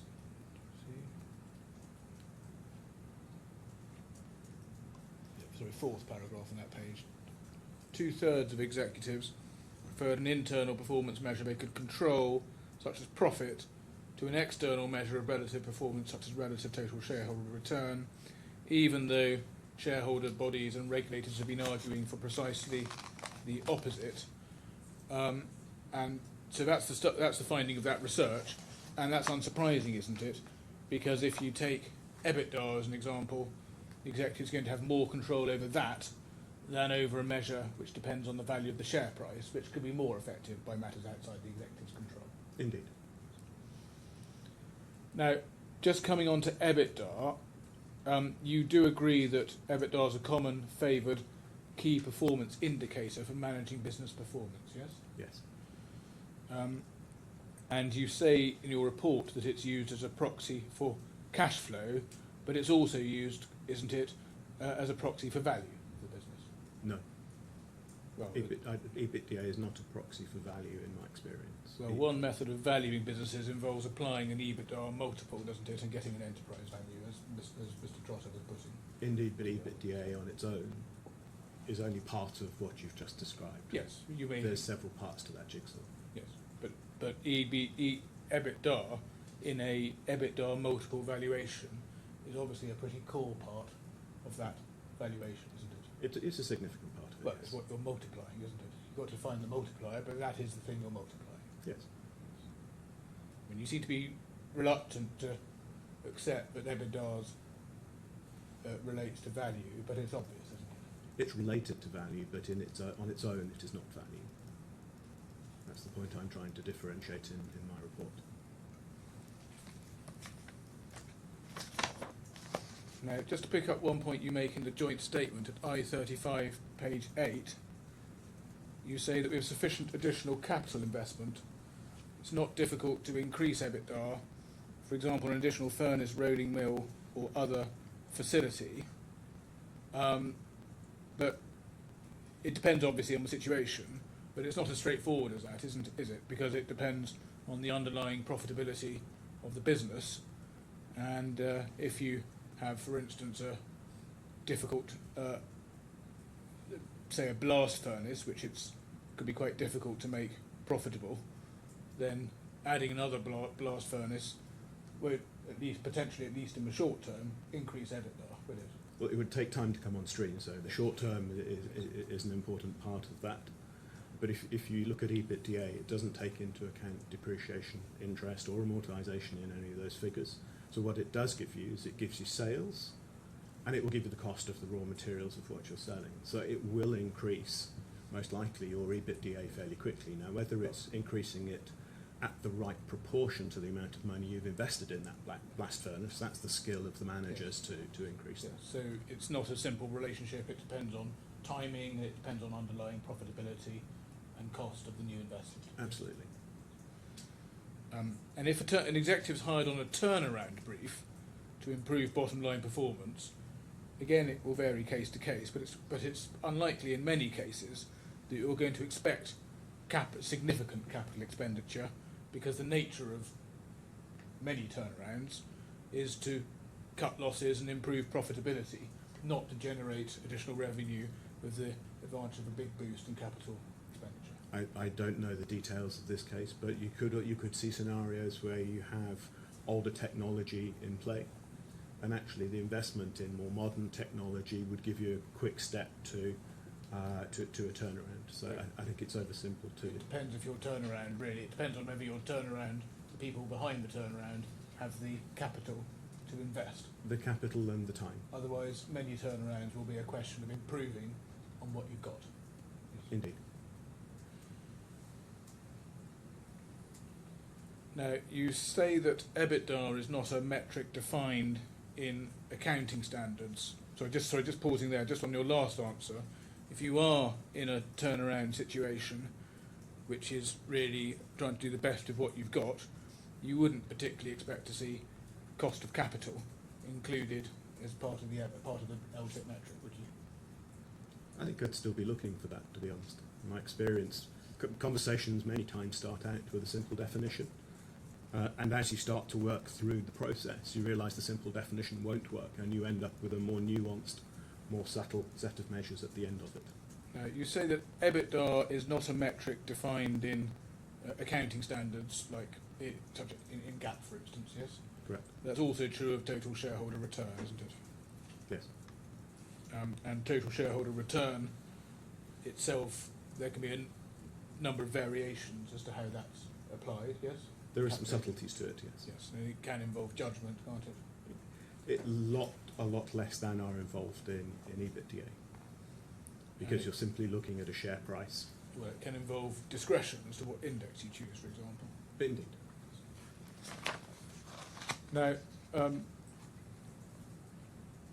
you agree also that if hypothetically EBITDA were to be used as the agreed metric for an LTIP, it's more likely to be measured on an aggregated basis where there are multiple business units under an executive's control. Yes.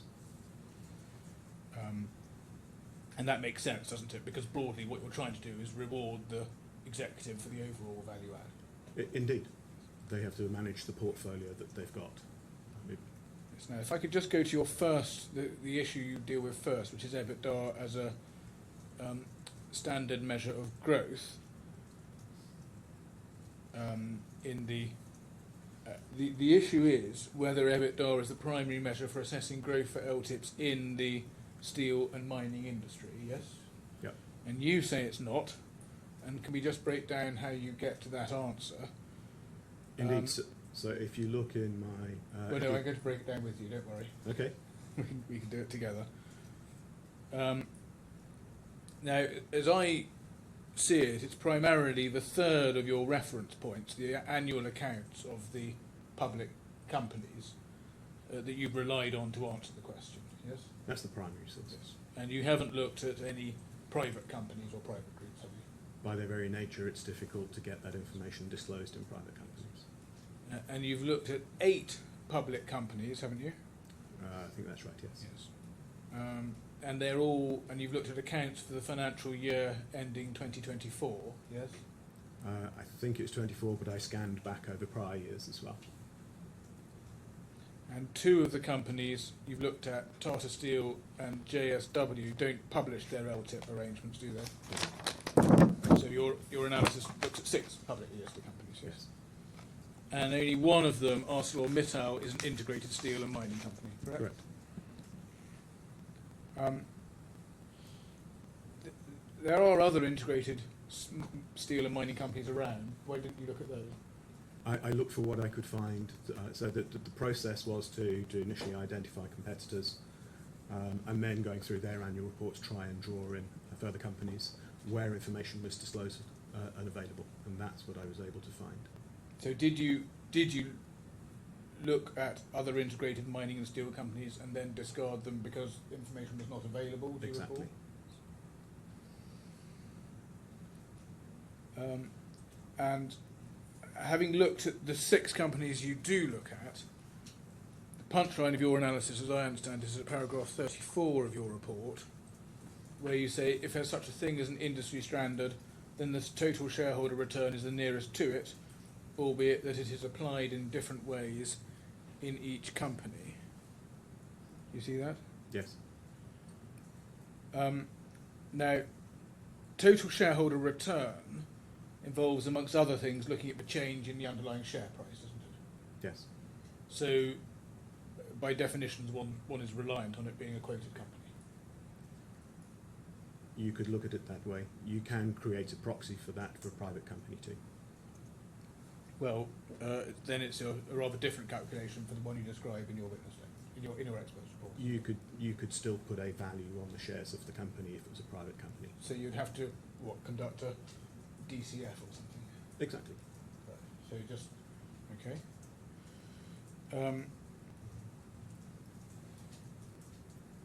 But when it comes to private companies, you're not asserting that or suggesting that total shareholder return is the industry standard, are you? No.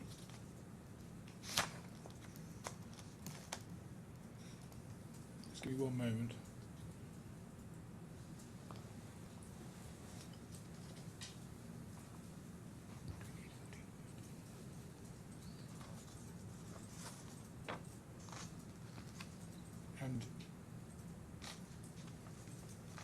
And it, as a broad matter, in the case of these public companies that you do look at, the use of total shareholder return also goes hand in hand with the nature of the award, which is in the form of shares or share options, effectively.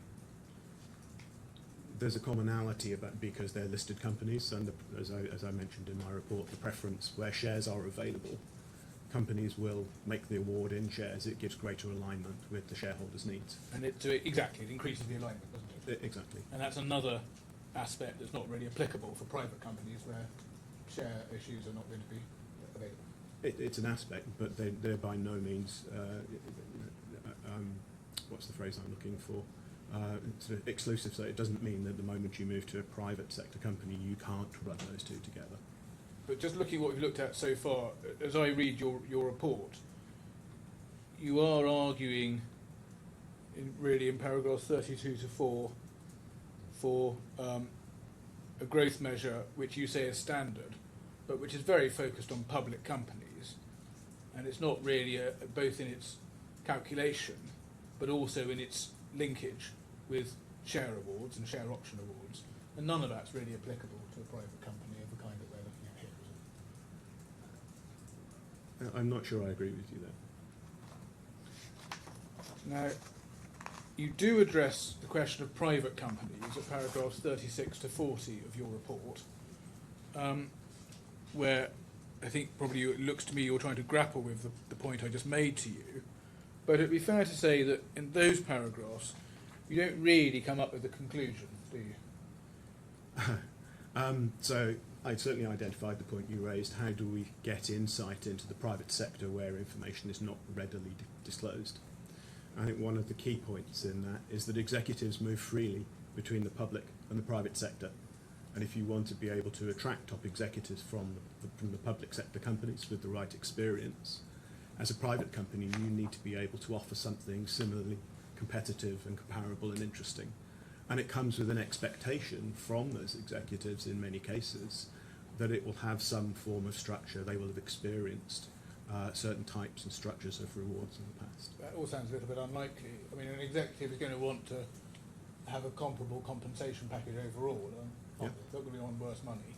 But Indeed. they're not going to be particularly bothered by the fact that you have a share option based scheme in a public company based on total shareholder return, which is not realistic or achievable here, and therefore they have, for instance, a cash based system in a private company. They would accept cash quite readily, but in terms of the measures, they will show great interest in those measures. My experience is that executives are very interested in the detail of exactly how these are measured. And in terms of the measures, as we've said, Wait a second, the expert hadn't quite finished there.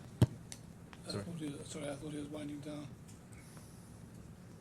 So to draw on the point from the report by PwC and London Business School, the measurement and how things are measured is of great concern. Like, that determines what people earn at the end of it. And removing uncertainty, getting that clarity on how things are measured, it takes a lot of time and interest. and in terms of the measure, it's not going to, is unlikely to be, in most cases, a share, but it won't be in any case a share price based measure, will it? If it's a private company. It can be. Well, not share price. It can be share price. Well, how can that be possible in a private Because you company? conduct valuation So that's exercises not on share a price, periodic is it? basis. You're saying there could be a proxy, you're saying instead there could be a valuation proxy exercise by running a DCF or similar calculation, Yeah. all of which would be quite a complicated matter for on an LTIP of trying to run a DCF valuation in order to achieve it. It is, but as I mentioned in my report, for a power generation company owned by very switched on private equity owners initially, they put a lot of work into to understanding and valuing that business and the value of their assets underneath it. And part of their normal management and finance processes drive those values, and they're regularly available. So it really depends on the practices of each individual company. So just to apply it in this case, with all these different business units that Mr. Kahlon would be engaged in, there would need to be a DCF of all these different business units, and then they'd all need to be aggregated into some combined DCF of this sort of structure. Or some other valuation method. Now, just coming back to your paragraphs 36 to 40, where I suggested to you, and I hope not unfairly, that you don't really come up with a conclusion, but what it looks like is that you are in a bit of an uncharted sea, trying to tell us what is standard for private companies in the mining and steel industry, because none of your three reference points apply to them. I can't tell you definitively what each and every private company in the mining and steel industry is doing. That information isn't disclosed. You don't have experience of any of them, do you? That's your first reference point. No, I don't. And in your second and third reference points, none of those either those relate to listed companies, and none of them are telling you the answer about private companies in the mining and steel industry, are they? They're not, but then what you will find in the design processes in many companies, and I've worked in both private and public sector, public ownership companies, the people that advise in the background cross sectors readily and regularly. So the information is shared across in the design process. The practices, the measures that are out there are very similar. And when you're hiring executives from one side, from private or public ownership, the other way around, again, you'll get cross-fertilisation of those ideas on a very regular basis. And what it looks like you're doing in this paragraph is rather speculating as to whether EBITDA might be used and what the reasons might be for not using it or not using it exclusively. Well, I wanted to test myself, though I wasn't arriving at a lazy conclusion, and make sure that I'd properly understood that. But none of that is evidence of any market standard, because you don't know if there is a market standard on this or what it might be. None of us would be able to say with any definitive authority without conducting a survey of all the mining and steel privately held companies. So all you end up being able to do is point out what you say are potential limitations of in relation to EBITDA and why it might be used with other factors rather than on its own. Indeed. So I think it's highly unlikely that it would be an industry standard even in privately owned companies.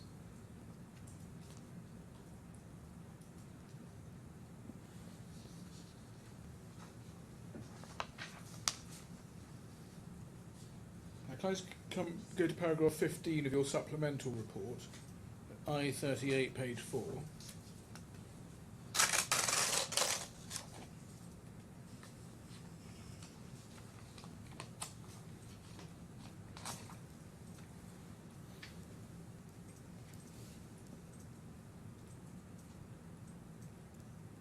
So you say in paragraph 15, it should be noted that in the private sector it's not uncommon for a high-level statement of principle to be loosely agreed for a long-term incentive plan if one has not existed before or is in need of redesign, with subsequent refinement to be handled during implementation, with the onus being on the executive to deliver that clarity and implementation.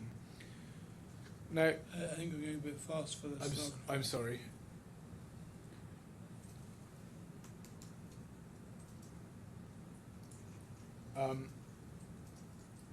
Now, that paragraph doesn't really fit in or have anything to do with the points you've been dealing in either in that section of the report or indeed elsewhere in your reports.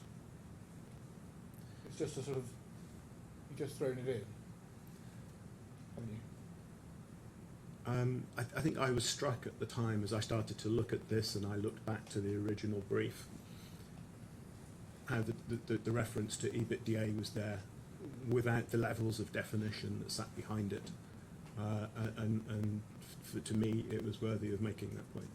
Well, are you aware that the defendant's position in the litigation is that the claimant and the defendants only reached a high-level agreement on the claimant's LTIP and it was subsequently refined, was subsequently to be refined, and that refinement never happened? Are you aware that that was their general case? No. Because this paragraph looks very similar to the case that the defendants are running in this litigation. And given that, and given that it's not, as far as I can see, directly relevant either to the issues you're addressing or to the other paragraphs in which this sits, I'm just wondering why it is and how you came to put that in. I think my years of experience in each of the companies that I've worked for, that's been a case in terms of getting that clarity and how those work. It'd be fairer to say, wouldn't it, that you're just seeking to advance the defendant's arguments in this litigation? Not particularly, no. It struck me as a relevant point which needed addressing, I thought, from the structure of everything that I'd seen.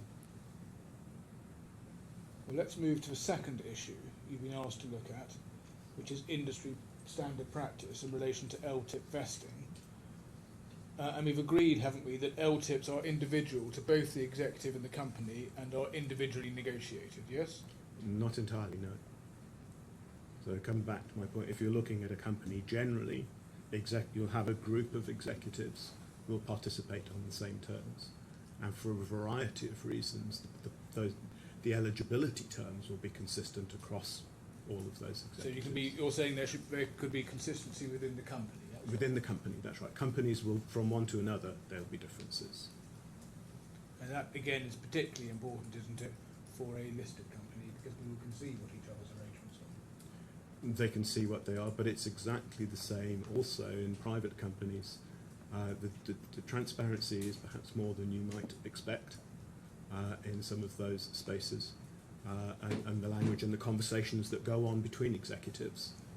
And the company would just wish to take control of that by making sure that the terms are consistent between the different executives. And you're aware, aren't you, that there are of the different types of vesting? So it's not just cliff vesting, but also there's different terminology, and you'll know it better than me, rateable or graded or partial vesting. Yes.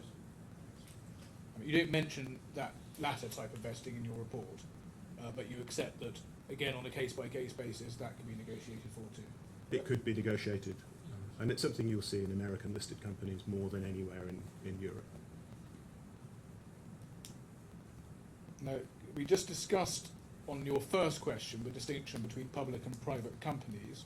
Can I just look back in paragraph, your first report at I-1412?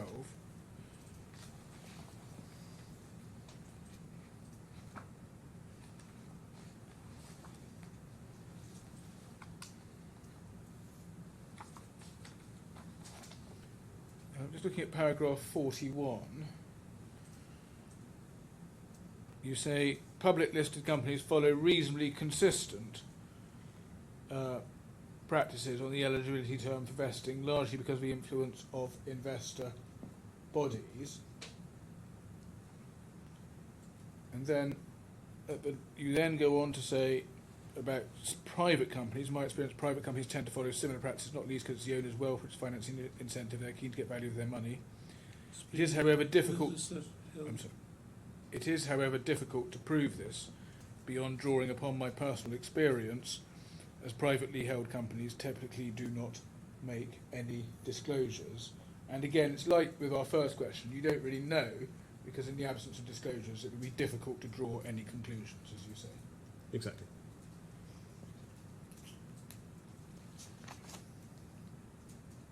And just staying with that paragraph, looking at the first sentence that I just read out, that's quite a key point, isn't it? Because for public companies, there's intense scrutiny, isn't there, on executive pay and bonuses and LTIPs in particular, given LTIPs being the most valuable aspect of remuneration. There is, yes. And that's resulted in increased pressure, for example, to defer LTIP vesting for executives of public companies, yes?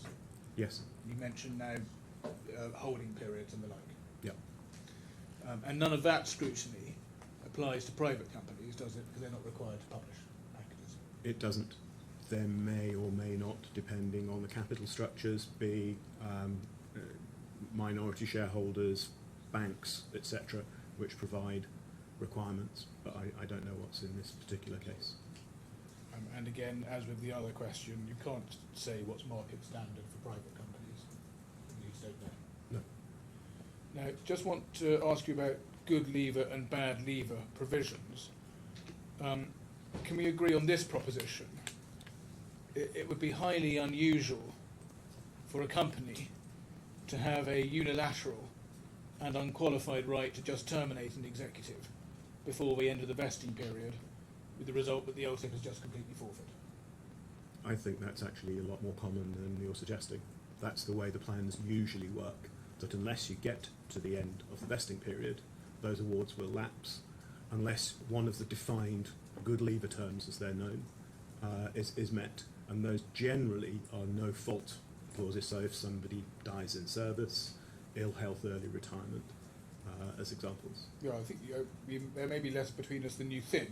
Just to give you an example, the executives worked 2.5 years of a 3-year LTIP. It'd be unusual if a company simply had a right of its own volition, without fault of the executive, just to get rid of them and then duck out of the LTIP that way.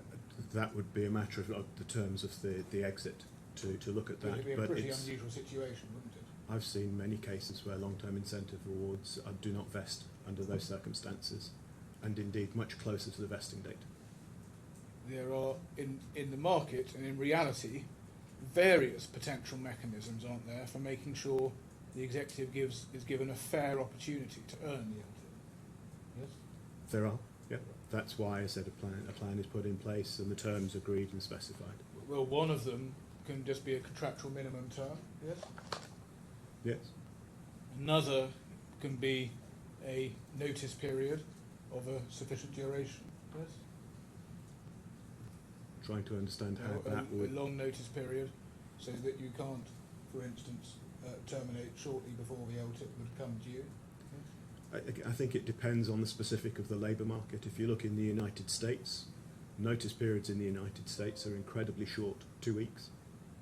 And you'll see that in a number of other locations and countries as well. And then awards lapse if those aren't met. So it really varies on the jurisdiction that we're talking about. Another method is rateable vesting, so the LTIP accrues gradually over the course of the vesting period. Yes? That's possible, but it's worth bearing in mind with rateable vesting, if you've got performance measures, you have to have a period every time, as we discussed a little bit earlier, and I think you mentioned the valuation issue. If you've got performance measures, you have to be able to measure those to work out how much to award. So if you have rateable vesting after, let's say, each year, you have to value and work out each year. And if you do really well after year one and not very well after year two, you're giving money in year one and you're trying to get it back in year two. So wherever you tend to have performance measures, you don't tend to have rateable vesting. Well, it just depends again on what's agreed in the individual deal, isn't it? But from company to company, they may look at it, but logistically, it's very complex to do and therefore generally avoided. Another way of dealing with the problem is, but it's only one way, the express inclusion of a good leaver provision. Yes? That's the way it's generally handled. What all these terms are doing is making sure that the executive has a fair shot at earning the LTIP and can't be terminated just before the vesting date with the aim of preventing the LTIP from being paid. Yes? I agree with the first part of your statement, but not the second. I think it's those good leaver terms are there to deal with unexpected, unforeseen events, no fault events, if you will.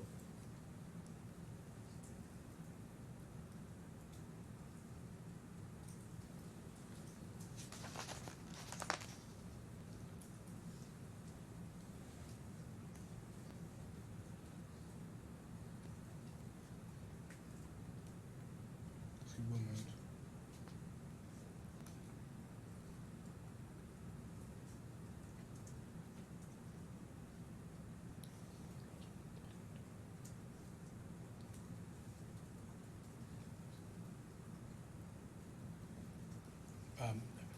Okay, thank you, Mr. Woodman. Re-examination. No examination. No, Your Honour. Thank you very much. That's the end of your evidence. You're free to go or stay as you wish. Thank you.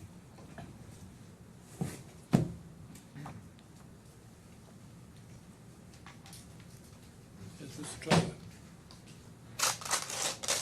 Thank you, Your Honour. I call Mr. Ashton.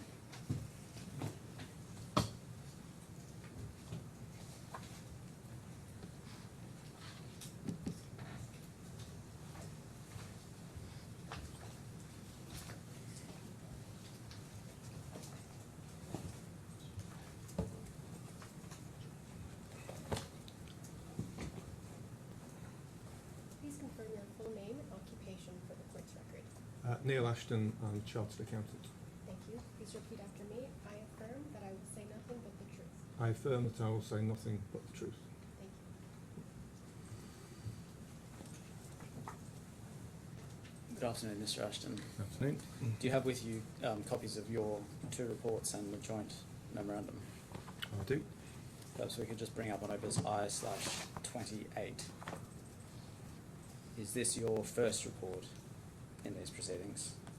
It is. And if we go over to page 38, is that your signature at the bottom? Yes, it is. And does this report represent your true professional opinions? It does. If we could have I/40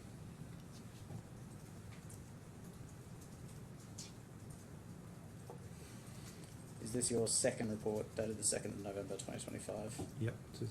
And if we go over to page 18, is that your signature? Yep, it is. And does this report also represent your true professional opinions? Yep, it does. If we could then have I/36. Is this the joint memorandum prepared by you and Dr. Cowley in these proceedings? Yes, it is. If we go to page 23, is that your signature? Yeah, it is, yeah. And do the opinions you express in this joint memorandum also constitute your true professional opinions? Yes, they do. Thank you, Mr. Ashton. Mr. Hill, I have some questions for you. Yes, Mr. Hill. Yes. Mr. Ashton, could we start by looking at the data you have used to conduct your analysis? If we could just go to I-29, page 8.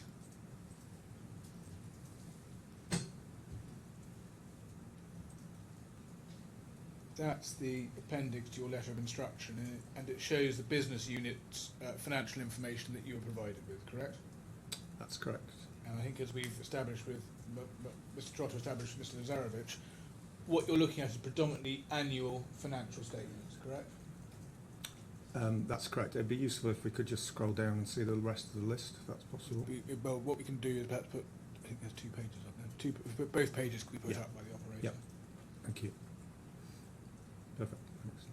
So they're predominantly annual financial statements, aren't they? Yes, I think that's a fair description. Yeah. And the only management account information you were provided with was for the year ended 31st of March 2023 for Ostrava and Galati. That was at items 8 and 12. And then for Bell Bay, you were provided with some management accounts at items 22 to 25. Yes. They're described as management accounts on the face of the documents. I think that's correct. Well, you were saying they're not management accounts. That's how they're described. I'm conscious in my report I talk about management accounts, and normally by management accounts I think of monthly management accounts, albeit these are called management accounts. I see. They're actually for a year's period. They're not So broken what- down. The point you're making is that the monthly data that would have underlain them hasn't been supplied to you, but only an annualised version. Yes. That may be the case, yeah.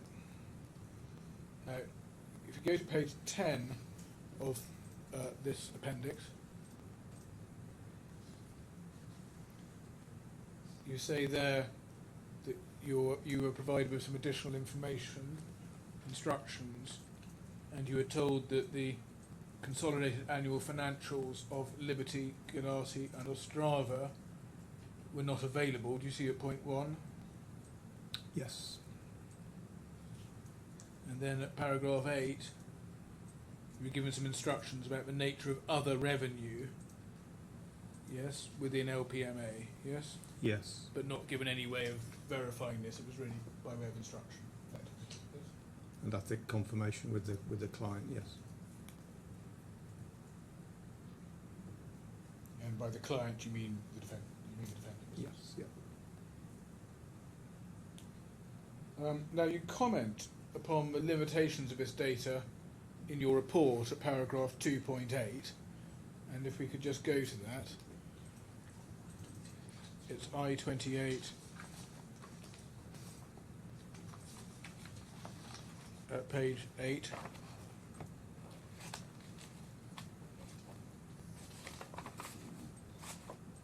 And just you make quite a number of points about the limitations that arise, but just taking the points generally, a number of issues arise because you're having to do an exercise not on monthly management accounts but on annual financial statements, correct?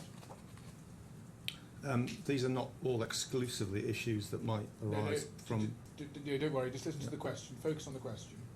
I'm not saying all of them, but a number of issues arise because you're having to do an exercise not on monthly management accounts but on annual financial statements. Yes?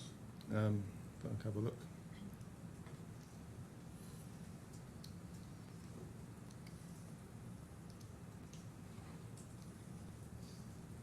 Yes, there are examples in there that would fit with your description, yeah.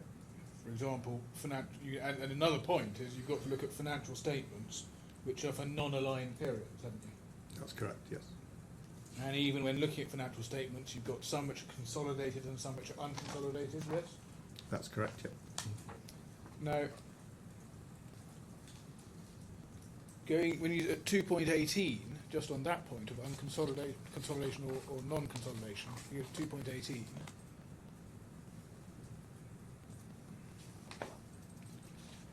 Which is at page 13. You say you've been told by, you see, second sentence, you say you've been told by the defendant's finance staff that where you've been provided with unconsolidated data, the figures of the parent company will reflect most of the income generating activities of that entity, including any operating subsidiaries. Yes? Yes. Now, unless I've missed it, and tell me if I have, that information from the defendant's finance staff isn't included in your instructions or in the appendix we've been to. Yes? I haven't checked, but it's possible. I'm just trying to understand, how was that information provided to you? Did you have meetings with the defendant's finance staff?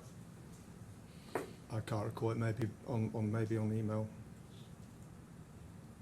But it was just, appears to be you had access to information. Did you have discussions with the defendant's finance staff?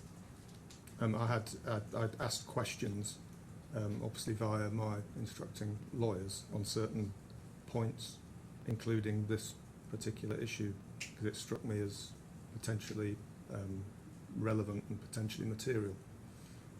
Yeah, but just going back then, I'll come back to that aspect, but going back to what they were telling you, they're saying a significant majority of the income generating activity would be reflected in the figures for the parent. If we go to I34.3, page 45,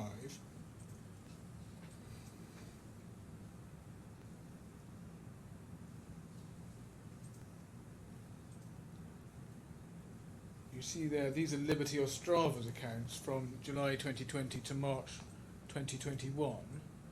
And if you look at note 4.2.1, that's a note concerning equity investments in controlled or controlling entities.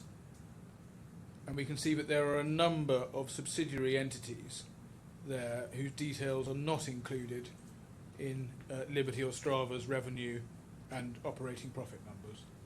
Yes? Sorry, where's note 4.2.1?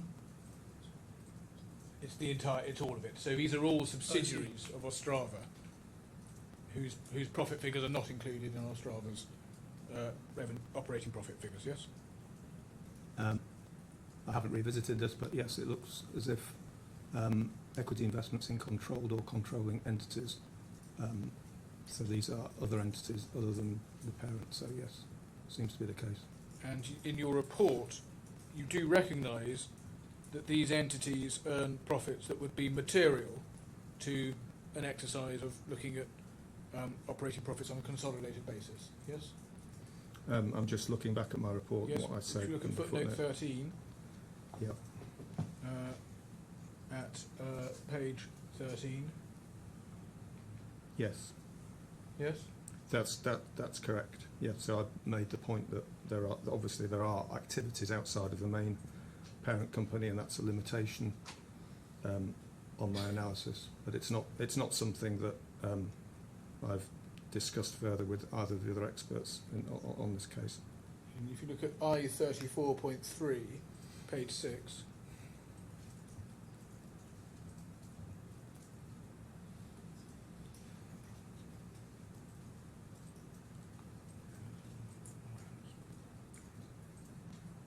so we'll go back. Sorry, let's go back to I34.3, 45, which is the document we were on earlier.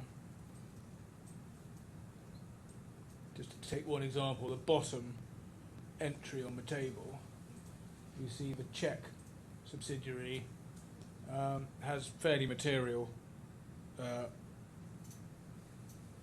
profit or loss at nearly 140 million Czech koruna. Yes? Yes. And if you look at and so that's not included in the operating profit figures, But if you look at the asterisk, that states the profit or loss has been transferred to Liberty or Strava and reported in other financial income. But that, with the process you do in this case, ends up being excluded on your analysis because you're stripping that out in your attempt to get back to EBITDA, aren't you? Well, I'm using the parent company non-consolidated figures. So whatever ends up appearing in the non-consolidated figures. I would also... But you remove other financial income from those as part of your exercise of getting to EBITDA, don't you? I apologise, was that the point that did you make that point earlier? Well, About I'm just an asking you a adjustment. question. It's right, isn't it, that you strip out other financial income as part of your exercise of trying to get back from the financial statements to an EBITDA figure? I can't recall exactly. If you could take me to it, I may have done that, but I But can't you'd recall expect from the to have done detail. that, wouldn't you? I mean, it's your exercise. Well, what I'm trying to get to is a comparative figure. So if a figure that includes the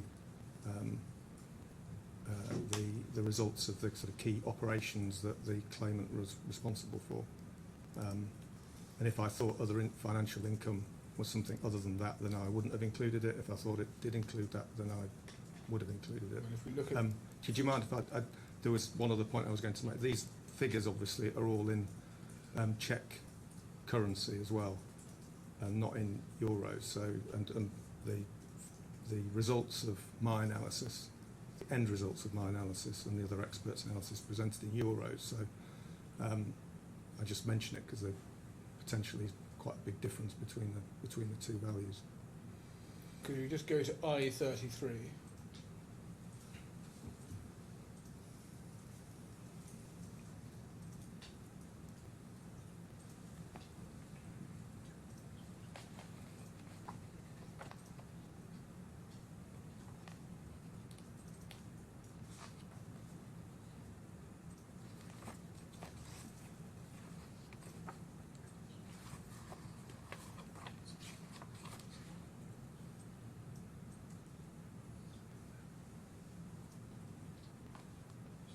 Go to your Strava tab, which is pink. Go to row 52, cell E52. You'll have to just do operator will have to exactly.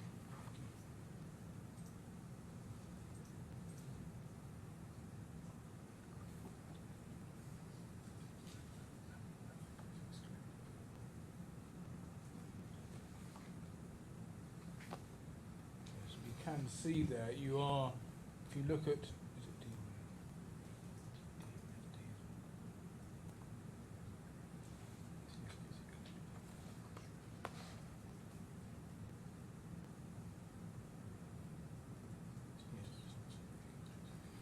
We can see your processes. Yeah, we can see your process here, where you are stripping out other financial income in your EBITDA calculation, aren't you? That's what you're doing.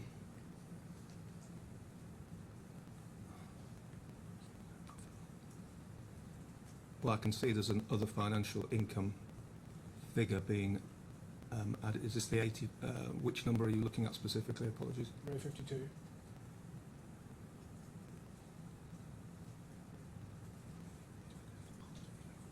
There's another financial income figure being added in, I think, in row 52.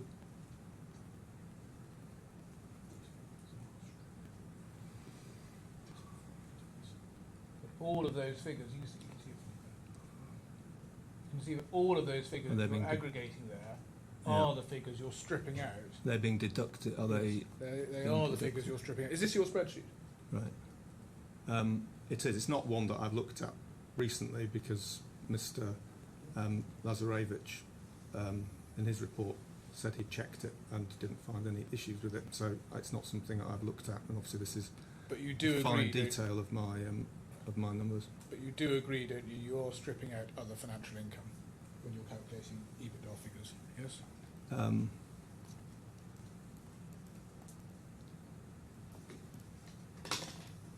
Could we go up the page for me, please? I can see the rest of the spreadsheet.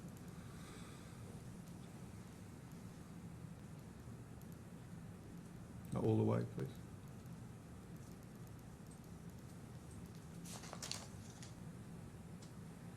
And come down, please.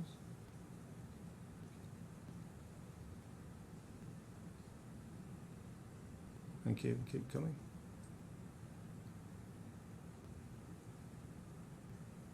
Thank you.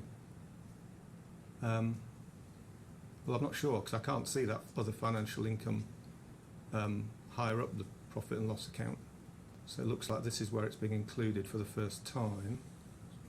Oh, I see. So on row 65 is the operating profit or loss, which is the 3721, which you can see on row 38. So that's the same figure. So that's before all of the items underneath. So that is before the other financial income. And then on row 65, I take that 3721 and I add back depreciation and amortisation. So that I don't take account of, I exclude the effect of the other financial Thank you. income. So we are agreed. Thank you. I think we are, yes. Yes. And so just taking a step back where we've got to on this, you've been told by the defendant's finance staff that the parent company reflects most of the income generating activity of the entity. But in relation to this item, insofar as it appears, which is profits of a subsidiary, insofar as it appears at all in the consolidated, in the parent company figures, it's actually stripped out by you when arriving at EBITDA. That impact is not in my figures. That is true. Okay, thank you. But I do think, looking at the figures in my report, that it is important to reiterate the fact that these figures are in Czech koruna are very different to if they're stated in euros. So But what we were looking at was the actual impact of these issues may well be a lot less material than it looks just on the face of a koruna Yes. figure on its. Well, would you take it from on its me that face. what we're looking at, the figure we've just been looking at, is a 5 or 6 million euro figure? So quite material, yes? Well, in the context of the overall numbers, it may or may not be. Obviously, on this case, we are dealing with figures that from financial statements, and that's all that I've been able to use. So I've used the best information available to me and done that on a consistent basis. So I'm looking, and if you're actually looking at growth over time, I've done it consistently for this entity and all the other entities. So whatever I have included, I'm looking at the growth of the same operations year on year on year. So I've tried to use the information in as sensible and consistent a manner as possible. Yeah, we were on the topic of the limitations arising from the fact that all you've got is the various financial statements. Another issue is that some of them are audited and some of them are not, correct? That's correct. And you can't tell whether they require adjustments or to be made, correct? When you say adjustments, For instance, you have qualified audit reports, don't you? And you can't tell if that requires an adjustment to be made, yes? there are qualified audit reports, yes. And you can't tell if that requires adjustment to be made. Well, it totally depends on the nature of what the qualifications are. It may just be that the qualifications, well, it depends what the nature of that qualification is.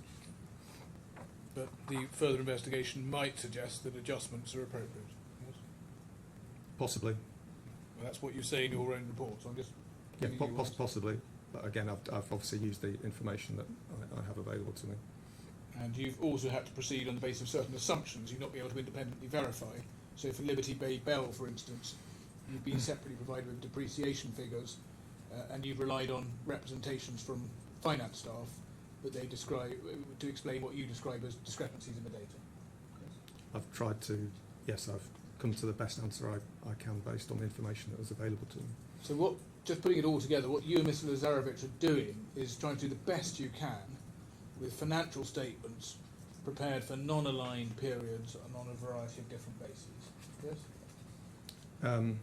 Yes, but I would say that taking financial statement data and adjusting it, in this case, obviously a lot of the calculations are based on an EBITDA metric, taking financial statement information and adjusting that for depreciation, amortisation and the like is a very normal thing to do and something that I do as a forensic accountant on a regular basis. So there are limitations, but this is not an unusual exercise that I'm doing, and there are also certain advantages with taking financial statement information insofar as they are final accounts for the relevant period.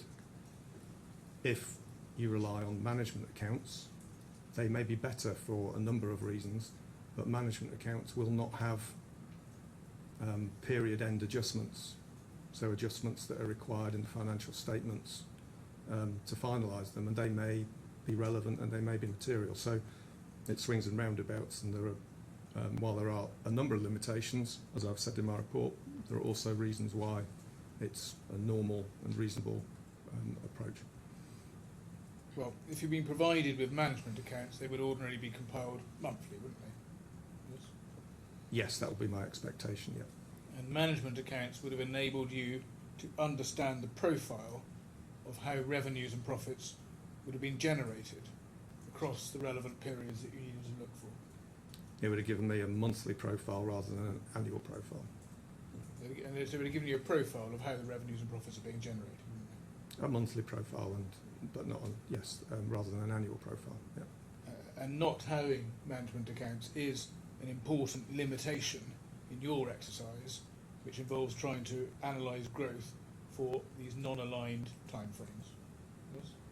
I think that in terms of the time frame issue, I think it's potentially less of an issue, because I can still, with the exception of there's obviously, has already been covered this morning, there's an issue with the Liberty Bell Bay entity. But just removing that for a moment, I think in terms of the other entities using annual accounts,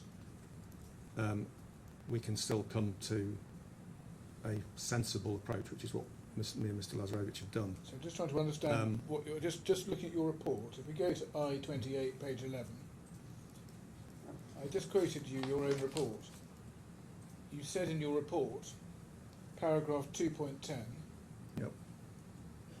dealing with management accounts, you said this is an important factor and limitation when attempting to analyse growth over specific timeframes which do not align with the periods of the accounts. That was the question I just put to you, and you seem to now have difficulty with it. No, there's an important point here.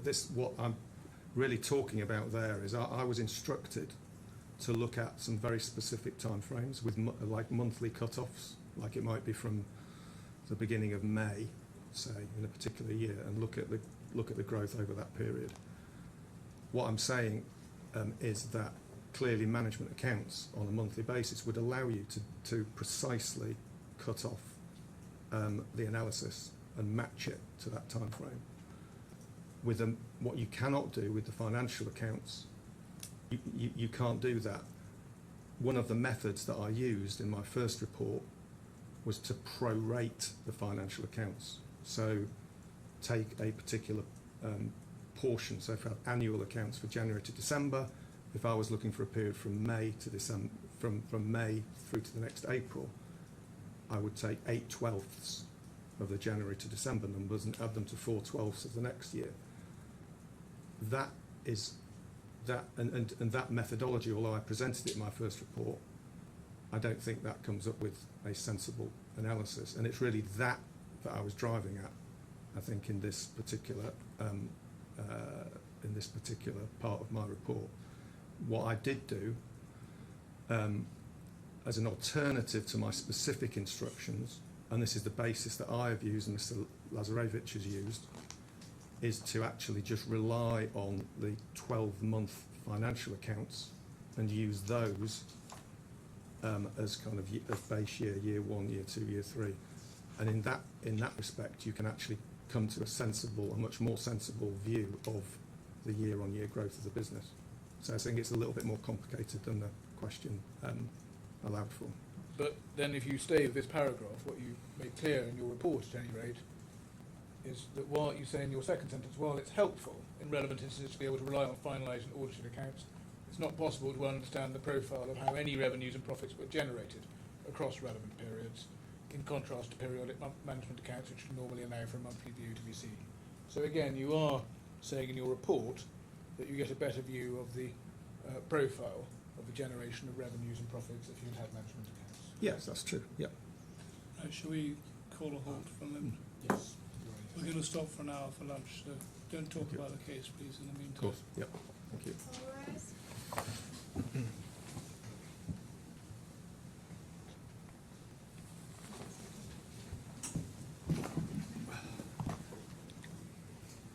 Yes, Mr. Hill.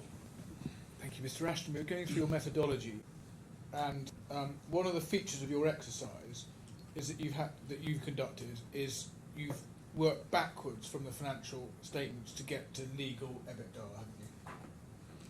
I've come to an EBITDA based on the financial accounts I've been provided with. Yes, but essentially stripping out aspects from the very bottom line to get back to the legal EBITDA figure. Yes. I've made the requisite adjustments to get to EBITDA from the figures in the financial accounts. Yeah.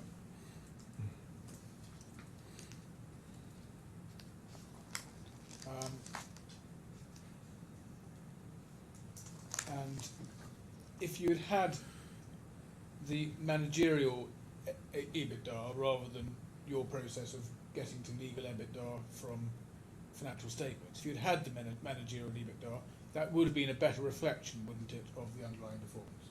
I think I say in my second report that managerial EBITDA is probably a better starting point, preferable starting point if we had complete information, yes.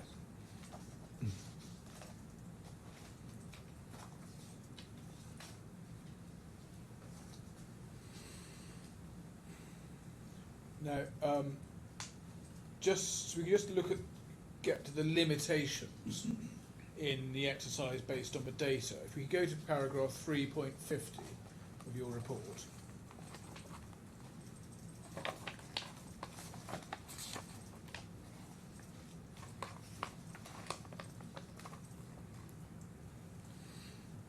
So your conclusion is you don't have sufficient reliable information to quantify relevant growth over the 4 distinct assessment periods you've been asked to consider. So that's the consequence of a limitation in the data, isn't it? Yes, that's correct. Those are the four distinct assessment periods. Are the precise periods with monthly kind of cut-offs that I was specifically instructed to address. But because of the limitations in the data, I preferred a different approach, which is what Mr. Lazarevich and I have done. If you go to paragraph 112 of your report, where you put it there is you set out the limitations of document information you've been provided with. So 112, page I-28, page 4. You say, I have set out the limitations of the documentation and information I've been provided with that prevents me from being able to properly discharge my instructions. So you go as far as to say you're prevented from being able to properly discharge your instructions because of the limitations in the data. Yes. I've been unable to reliably calculate the figures based on the specifics of my instructions, but I have proposed effectively an alternative set of calculations that gets to the heart of what was meant by my instructions, and I've done that because the data that I have, which covers the full period, allows me to do things on that basis, even though I can't do it on the very precise basis that my instructions set out. You say there you set out the limitations of documentation and information I've been provided with that prevents me from being able to properly discharge my instructions. Is that true or not true? I think in my report I set out that the what I call the method 2 methodology in my report, which is the predominant methodology I propose, which I think is a reasonable and reliable way to proceed. I think I've set out quite clearly that that obviously is not based on the 4 precise periods in my instructions. And you made these points in a report filed at the beginning of February, but it's right, isn't it? You were never subsequently provided by the defendants with any monthly management accounts. That's correct. I just want to ask you about some aspects of your methodology now. We know, and you've just mentioned, that you were asked to calculate EBITDA growth for these 4 separate time periods, and you also explain in your report about your 2 different methodologies, which you describe as method 1 and method 2, yes? Yes. And you don't rate method 1, and nor does Mr. Lazarevich, so I was going to invite the court to focus just on method 2, and you wouldn't disagree with that approach. No, I wouldn't disagree. And just to be clear what your method 2 entails, you have your base periods, which are the earliest set of annual accounts you were given prior to Mr. Kahlon starting work. You then calculate EBITDA growth from those as a base period. Yes, essentially. Yes. And then you can see them in your report at paragraph 2.27.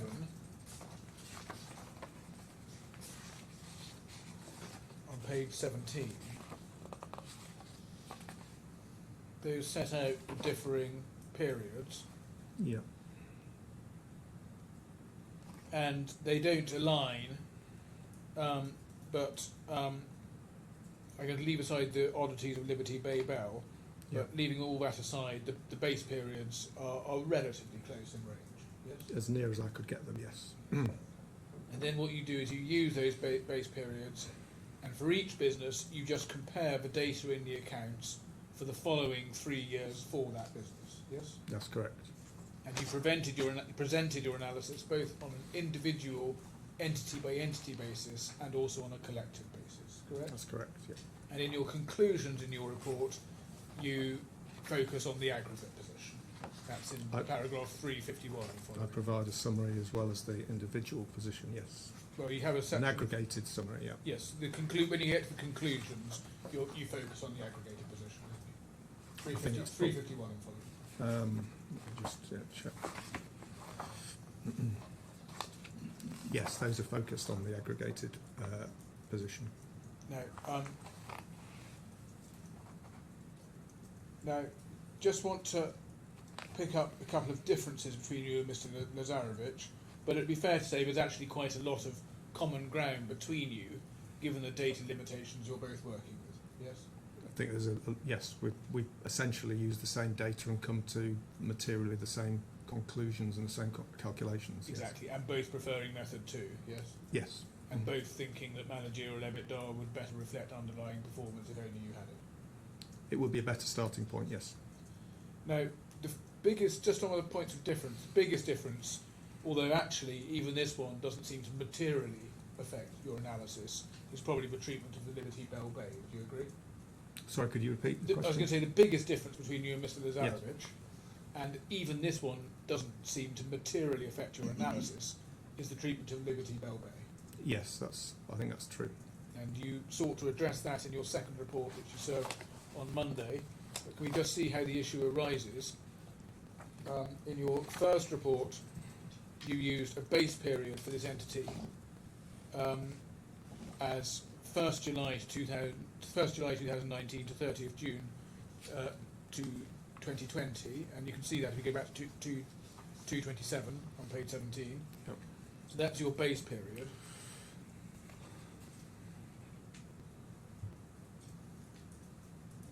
Yep.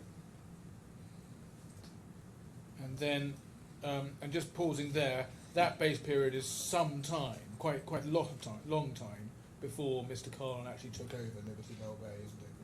until I believe 2021. I believe that's correct. And then what we see is your calculation at 3.9.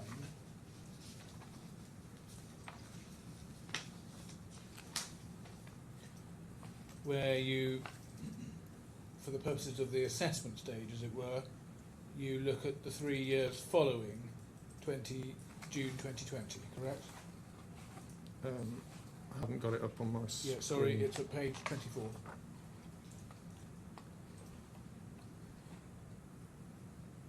Yes, thank you. Yes, that's correct. And Mr. Lazarevic takes a different approach, doesn't he? His point is that because the entities are not acquired until June 2021, it doesn't make sense to use the period to June 2020 as the base period, and instead, his base period is the period immediately before Mr. Kahlon takes over, and then he slots in his the growth periods, as it were, starting in the second year, because that aligns chronologically with the other companies, effectively. Yeah, he does. I mean, I said in my second report that I'm not sure, and I know Mr. Lazarevic was taken through it in his cross-examination. Not sure the way that he's treated it actually makes sense, albeit I'm not sure if there is a sensible way of doing it for Liberty Paybell. I think it's probably something that just needs to be looked at separately, and this is an issue that comes up with the fact that you're looking at companies where the claimant's responsibility came on stream at different points, so it's kind of difficult to do an overarching analysis. So that's why in my second report I've also, like Mr. Lazarevic, I've taken in one of my scenarios, I've just taken out Liberty Bell Bay because it potentially confuses the issue. So there, I think, as you say, there isn't necessarily an easy way to do it. Mr. Lazarovic's approach is quite sensible, albeit with limitations, but he, like you, also presents a scenario with it taken out. Correct. I think he was grappling with a difficult issue, yeah. No, and that's Liberty Bell Bay. There's then Skopje. And sorry, I should just say, there's also problems with your approach, also grappling this issue, because you've got a base year long before he even comes to be in the company, and your first year of measurement is before he's even in the company, which is itself odd. Yeah, I mean that was the basis upon which I was instructed and continue to be instructed, so that's how I presented it. But yes, I take your point. And then the other point is Skopje. There's an adjustment there, and if we just quickly go to paragraph 3.27 of your report.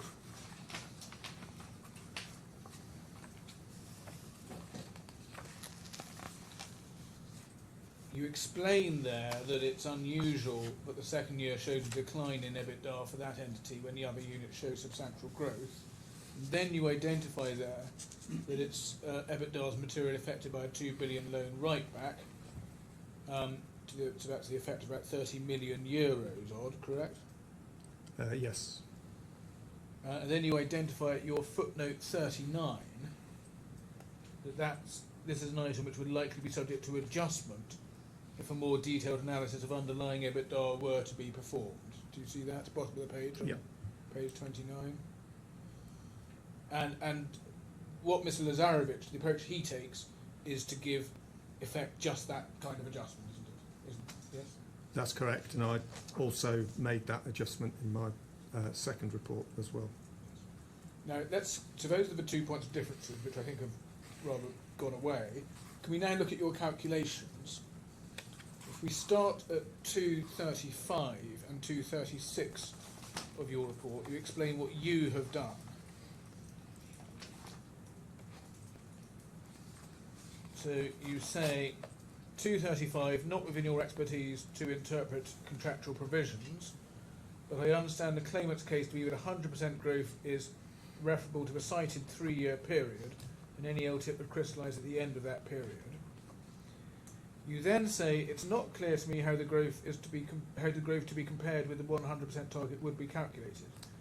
For the purposes of the current report and using the analysis described earlier in the section, I have calculated the overall change in Appendix 2 by reference to the changes seen between the 12-month base period and the final 12 month of the relevant assessment period. So just pausing there, essentially between the base period and year 3, ignoring years 1 and 2. Yes? Well, I also comment on the position as at the end of 2 years as well. Well, yes, but in what you're saying here is using the analysis, I calculate the overall change by reference to changes seen between the 12-month base period and the final 12 months of the relevant assessment period. So that is talking about a comparison between base and year 3, correct?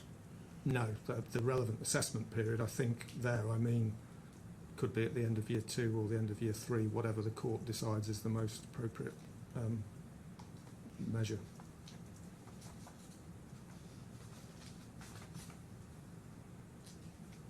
Yeah. Yes. Well, we'll look at your. We're about to come to your punchline at 351, and that might be a fair way of putting it. Yep. Either year 3 or year 2. Yep.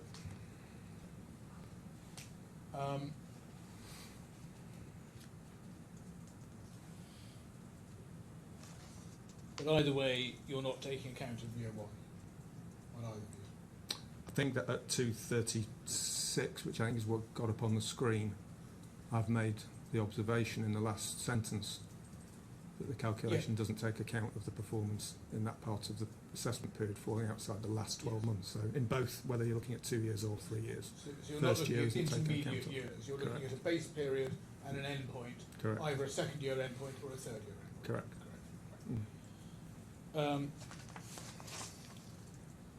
Now, we then see your conclusion at 351. So that's on page 36,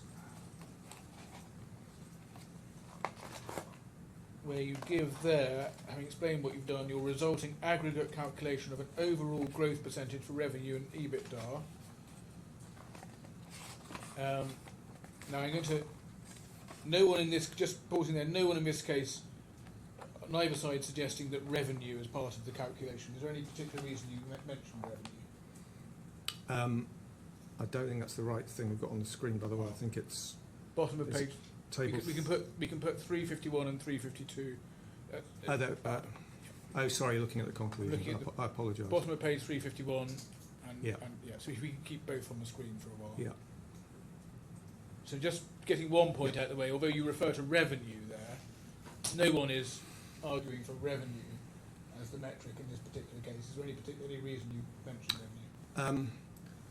In my instructions, I can't remember the precise wording of my instructions, but that wasn't exclusively based on EBITDA. I can't remember if it specifically mentioned revenue, but it wasn't only about EBITDA. So I thought, again, for the purposes of the court, to lay out as much information as possible, I thought revenue might be still be relevant, so I included it in my analysis. Well, no one is contending that, so I'm not going to ask you further about revenue, but just looking at what you say about EBITDA, 351, little 1, measured over a 3-year period, the 50% minimum growth referred to in the LTIP would be achieved in relation to revenue, but not exceeded by a significant amount, 57%, and on an EBITDA basis there would be negative growth.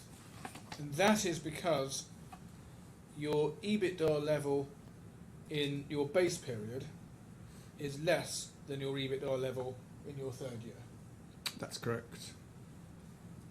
And then you say measured over 2 years, the sales revenue growth would be near 100%, so that's revenue, and the implied EBITDA growth would be much higher. So over 2 years, you've got a vast EBITDA growth, effectively. That's on the basic numbers, yeah, mathematically that's correct. Again, comparing what you're doing there, again comparing the base period with the 2nd year, yes? Correct. Sorry, I'm not understanding quite what you said about the first point, where you said that. Well, can you just go through that again?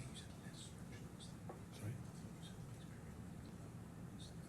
Oh, okay, I'll come back. I'm going to do it again because I may have made a mistake. Apparently, I'm told. so I'll do it again. Well, the witness agreed with you. So when you say back in point 1, minimum growth would be on an EBITDA basis there would be negative growth. Yes. Yep. What I meant to put to you, and I'm sorry if I didn't, was that is because in your base period, the actual level of EBITDA is higher than in your third year. Yeah, you said lower before. I said lower. I'm sorry. Sorry, confused me as well. I think yes, and it's in table 3.11 in my report, shows it clearly, which is not the table that's up on the screen. But no, I'm going to come, confusingly. don't worry, I'm Yeah. going to come to it. But yeah, you're correct. The EBITDA in the third year is lower than the EBITDA in the base year, and hence you get a negative. Yes. And then in the measured over 2 years, the reverse is true to a colossal extent. Correct. But as we've seen, this is just this comparison between the base point and then the end year, whichever second or third year it may be. And then if we could just see how that works in the table you wanted to look at, which is at 3.11. So that is at page 31.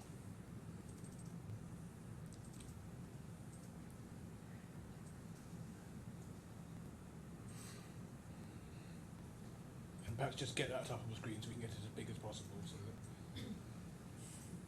that's better. Thank you.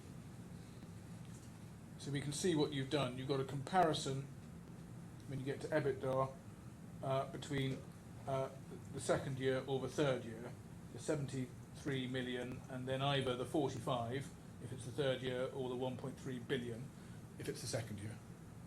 Yep. Yes? So just to see because we're going to have quite a few questions in a moment about the overall impression one gets from this data. What one has is 73 million of EBITDA in your base period, yes?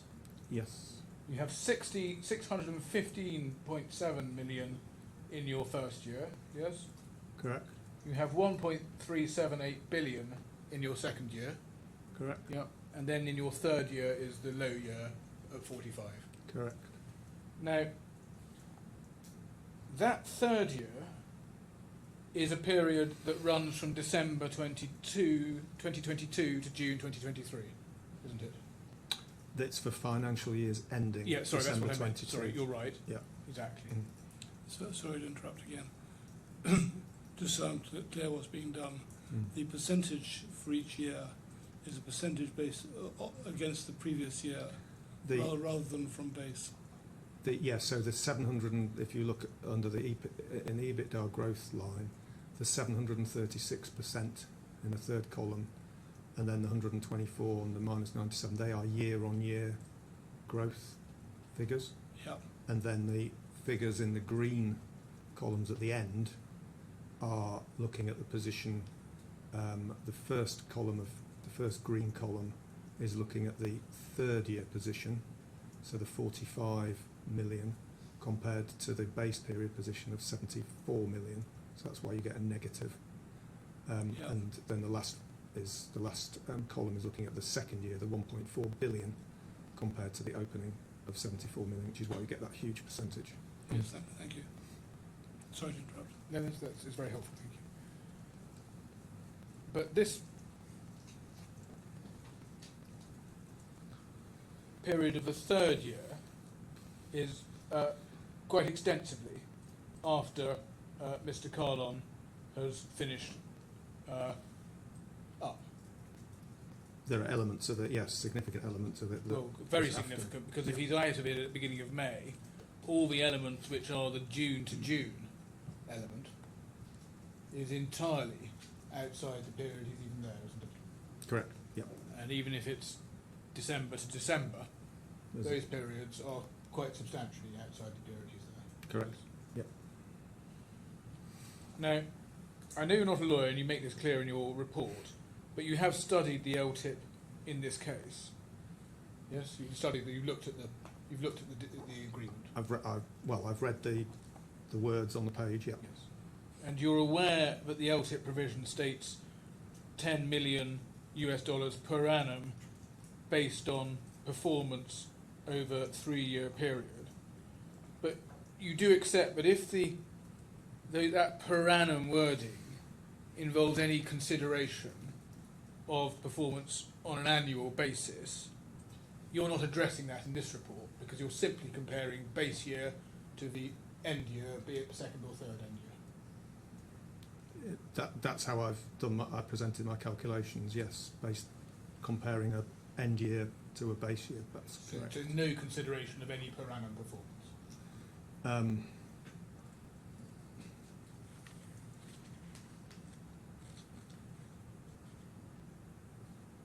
I'm looking. The part of the problem here is the volatility in the numbers, but yeah, I mean, the way I presented it is based on the final year. So yes, to that extent, I'm not looking at although I presented the annual growth figures as percentages in this table, I haven't based my conclusions on them. That's correct. Now, you know that you comment on a calculation in our skeleton with an annualised average growth rate over 3 years, with an average. Yes, and you comment on that. Yes. Yes. In your second yeah. report. And if we could just look at what you say about that, it's in your second report at I-40, page 15. Paragraphs 3.5 and 3.6. And then you give, in your first paragraph, an example of the effect of a 254% average growth, as you put it. But what you're doing there, when you come up with that very large number of 3.28 billion, is you're compounding, yes? Well, the 254% that I'm looking at there is not my figure. That was a figure No. that was presented in the skeleton. It's my comments on that. Yes, but what you're doing is saying if it was 254, then I'm going to compound that. I'm going to treat that as being a 254% annual growth figure and compound it. And if I do, I get to 3.28 billion. Yes, that's what you're doing correct, there. And then the other criticism you make of it, as I understand it, is you say that it gives equal weight to different size changes in value terms, effectively. And that's the point you make at 3.6, yes? Yeah, and I think that was effectively the same issue that Mr. Lazarevic was cross-examined on earlier about Yes. averaging percentage growth figures, and this is the same point, that it doesn't make it, adding up annual percentage growth figures and dividing by 3 to get an average is not a meaningful So exercise. that's your criticism of that approach, Yeah. because you're saying it can effectively distort results. Yes. But all what one's trying to do, so you see, is try and get to an average, yes, and then work out on an average basis, meaningfully, whether a 100% growth target is met. It's a simple exercise. And so, for example, what you could do is combine, if you go back to the table we were at, and again can be blown up. Another way of getting an average would be you simply add up the actual numbers, the EBITDA numbers, don't you? So you add up the 615 and the 1.38 and the 45, yes? And you then divide those by 3. That gives you your average EBITDA for the 3-year period, annually for the 3-year period. And you look at whether that average EBITDA is or is not 100% above, or whatever percent you want, above the base. You could do that, and that's not something that has been put forward, but I accept that mathematically that would work. I would observe that you would be comparing 3 years' data to a 1-year base period, and ideally you would want to have comparing different period lengths. You'd want to have the same. You'd want to have 2 extra periods in your base period, for example. But if you're if you're asked to say, well, trying to take an average over this period to see if someone has achieved 100%, that would be a perfectly sensible way of doing it. I don't accept that. I think the problem in this case, and you can just see it on the numbers on the page, is that the numbers are all over the place. And in year 1, and then in particular in year 2, obviously the figures are very, very much higher. But in year 3, they're very, very much lower.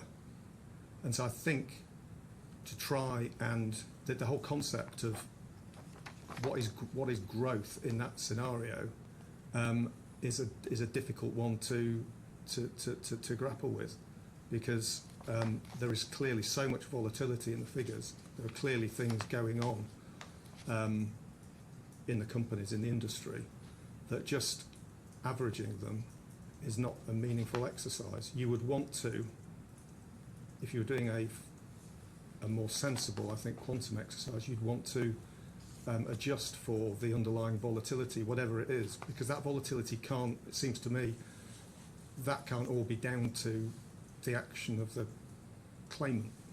So The claimant may well have done good things that have improved things, but the scale of the fluctuations is such that there is clearly something else going on here. So you don't have any complaint about that approach as an approach of establishing whether there's 100% EBITDA growth. What you're saying is you think that an LTIP ought to have more sophisticated metrics so you can, if you like, account for or adjust for underlying issues that may create these levels of growth or lack of growth.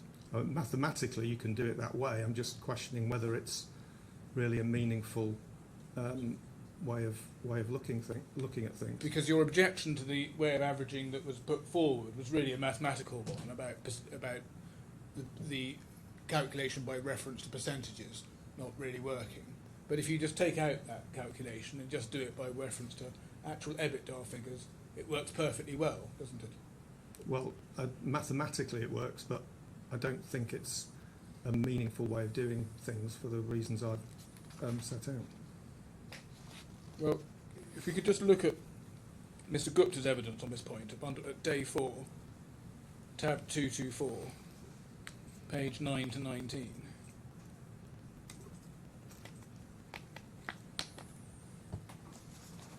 Sorry, day 4, page 224, lines 9 to 19.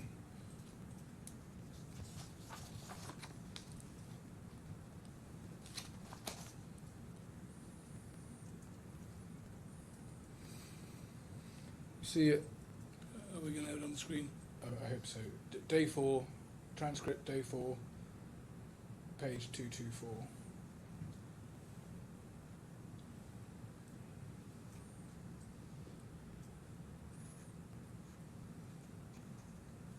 So Mr. Gupta says, sorry, my lord, doesn't mean, for example, you can't earn the full target if you achieve it, all of it in the third year. It's an average of those 3 years. It's a target to achieve that much per annum on average. It doesn't mean you're not entitled to if the average is uneven. So if you earn nothing, if you don't achieve growth in the first year, but you achieve it in the second year, or if you have a dip in the third year, all of that is irrelevant. It's an average. Generally speaking, it's an average of the period which you're talking about. So do you see that's Mr. Gupta's take on it? Mm. Now let's assume he's right about that, and that's what the EBITDA, that's what the LTIP involves, yes? Then if one is getting to an average, going back to your table,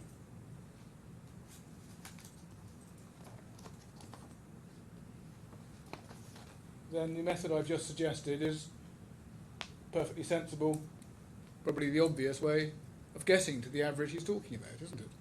Well, mathematically, doing what I understand Mr. Gupta to be saying, you would add them up and average them and compare them to the 74 million, and that's obviously going to give you what looks like a very large growth rate, but it doesn't deal with the point that I made, that if you actually look at the figures, they just don't make a lot of sense. And you can't think of any other way, can you, of calculating this to achieve what Mr. Gupta's talking about that doesn't arrive at a growth rate vastly in excess of 100%? Well, I think the way I looked at it, and the way that Dr. Cowley looked at it, the way that Mr. Lazarevic looked at it, and this and partly Mr. Lazarevic and mine as chartered accountants,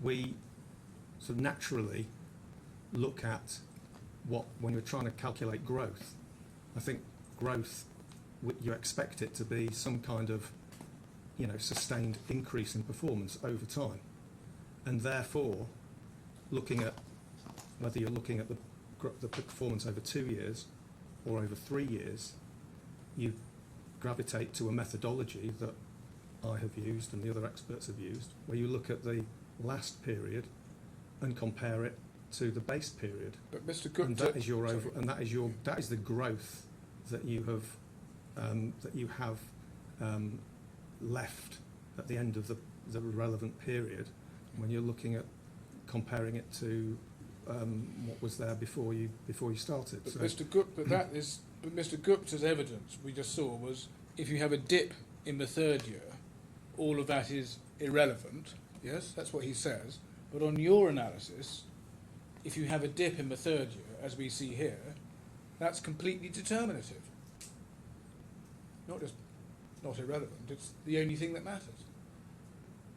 on the mathematically, that's correct. If you look at year 3 compared to the base period, but I would have thought that if you're looking to build sustained growth in a business, then the fact that you're ending with a lower EBITDA figure than you started with is pretty significant. Albeit, again, I come back to the volatility in the numbers suggests that 46 million, there's something going on there. Why is that so low? There must be things going on in the business for that to be so low. So you'd want to look at what is causing that volatility. And Mr. Gupta's evidence, assuming that reflects how the court should interpret the LTIP, is that the 45 million, that period you just said is low, is irrelevant. But again, you can see again from your answer, you're treating it as determinative, aren't you? Well, I'm not sure if Mr. Gupta was looking at these figures when he gave his evidence, but applying what he said to these figures, then I'm not disputing that mathematically what you say. But and that's separate to the point that Mr. Kahlon isn't even there for most, if not all, in some cases, of the period that you're looking at when this dip occurs. Correct? But again, as I say, there's obviously things going on in these figures that have nothing to do with Mr. Kahlon's presence or absence. I suggest in some of the answers you've just been giving, you're showing a clear intention to assist the defendants. I'm sorry, I haven't objected so far, but my learned friend is putting a case that is not pleaded and has never been advanced by Mr. Kahlon in these proceedings. Now, a great many variations of this LTIP scheme have been put forward by Mr. Hill in the lead up to this litigation, in the lead up to this trial. Mr. Kahlon presented a variation in an RFI response. We then had a new variation in the skeleton argument. We have adapted to all of those changes of case. But the case that is being put now, and which is being used to suggest that the expert is not giving proper independent evidence, is not one amongst all of those varieties that Mr. Kahlon has ever relied upon before. And it's a matter for Your Honour about whether to address that in this context or in closings, but the defendants will object to a brand new case being raised on the last day of evidence after all of the experts and all of the witnesses have given their evidence. Well, I'd rather take the view with experts and quantum that people have a certain liberty to go to, and I think it can be dealt with in re-examination. If you need a pause to take it up with a witness before you re-examine, that can be done. It's not a matter of re-examination of this witness, and If you can demonstrate, sorry to interrupt you, but if you can demonstrate come final submissions that there are things you would have taken from different witnesses, then that might be a relevant consideration. well, then we can deal with it in closing. I just want to make sure that Okay, our I've position got is your clear. point. And that's- yeah. Thank you. So I just want to come back to your numbers now at I-28, on table 311, which is on the screen, and just I'll invite you to take a step back with me. Just look at these numbers and considering the broad question. And we can leave aside narrow questions of construction, but the broad question of whether there may an EBITDA growth target of 100% may have been hit, and whether on an annual basis there's performance in line with a growth target of 100% over 3 years. Just starting with the first year, he's increased EBITDA, or EBITDA has increased from 73 million to 615 million. Yes? Correct. 542 million in 1 year. Yes? Sorry. It's subtraction of one from the other. Yeah, I'm assuming that's correct. Yeah.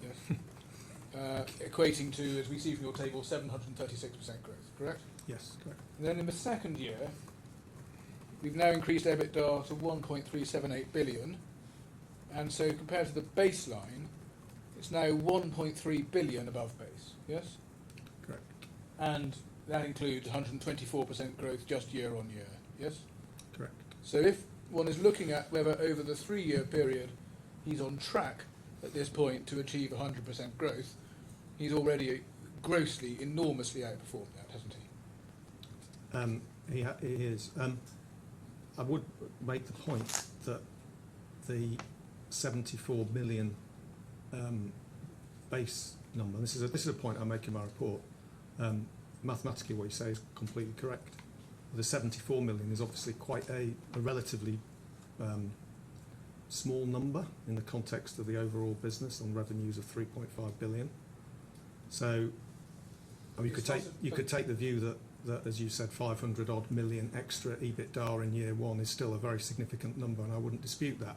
However, on percentage basis, I just make the point, or reiterate the point I've already made in my reports, that if you start from 74 million, which is a relatively low base number, the percentage growth maybe looks a little more than the absolute increase would suggest. But the numbers you're talking about, that's not much of a point, is it? It's not as if he's taking it from 73 to 80.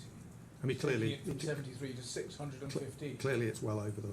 Yeah. So we're talking hundreds of millions, over $1 billion by the second year. Yes, that's just Correct. EBITDA. Yep. And then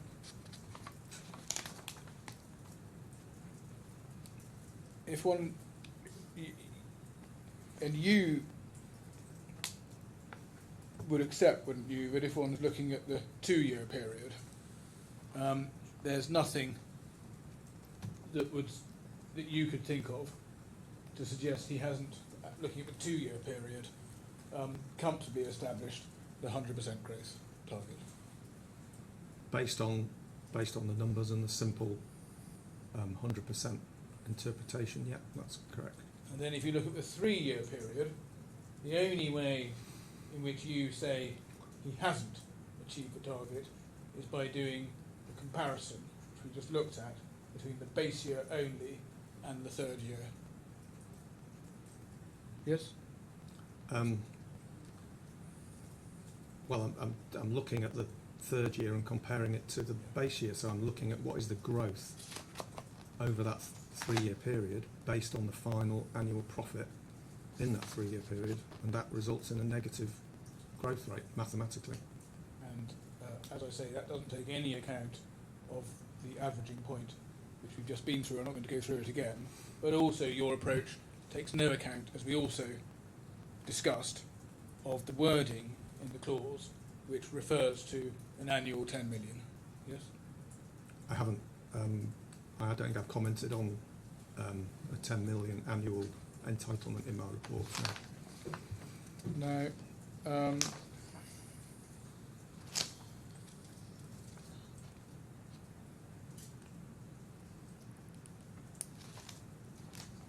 Just want to come on to you on one other area. It wasn't part of your instructions, was it, to compare commodity prices with the revenues of the business units? I don't think it was actually specifically my instruction letter. And you've included in your report some graphs which suggest some linkage between commodity prices and revenue. Yes. Well, it shows the increase in commodity pricing. Yeah. But you haven't actually done an analysis of the extent to which EBITDA gains in this case were driven by commodity prices, and to what extent they were the likely product of other factors, including efficiencies or variable cost reductions. I haven't done a detailed analysis. The commodity prices analysis was just meant to provide sort of a big picture view an obvious factor that may be driving some of the movements that we're seeing. Thank you, Mr. Ashton. Re-examination. No reexamination. No, Your Honour. Well, thank you, Mr. Ashton. That's the end of your evidence. You're free to go now. Thank you. I think we now break till 2 o'clock tomorrow afternoon. Right. Has there anyone got anything else they want to raise at this stage? There are no, just as a matter of timing, Yeah. I'm conscious that it's really a matter for Mr. Hill, I suppose, but dividing time evenly, if we start at 2 o'clock tomorrow and we need to finish reasonably early, 4 is not that early. slightly earlier than had been anticipated at 4:30, I see. then that may, I don't know if Mr. Hill wants to start half an hour earlier in order to make sure that that time I'm is afraid fine. I just need the time. It's been a long 2 weeks. I can't start How earlier long, than how 2. long have we presently got set aside for each We've person? allowed Mr. Hill the afternoon and then the defendants time in the morning and the beginning of the afternoon. Then Mr. Hill has. I can't recall. I'm sure we can work it out, but I mean- I can't start before 2. I just need to prepare. We can go on for half an hour tomorrow at the end. Does that help? I can't remember what It's time really a matter for Mr. Hill. What I'm worried about, it's really for Mr. Hill's benefit if he loses half an hour at the end of. Well, I'd rather lose half an hour than what's effectively 2 hours of starting early. Well, I'll leave it to you to sort out between yourselves, but if you want a ruling, I don't imagine you want a ruling at this stage. No. It's just not seeking anything in particular. In fact, it's more for Mr. Hill's benefit than for Yeah. mine. But I'm grateful, but I'm Well, happy. the court will try and accommodate whatever is necessary. I'm grateful. Try. Thank you very much. So 2 o'clock tomorrow. 2 o'clock.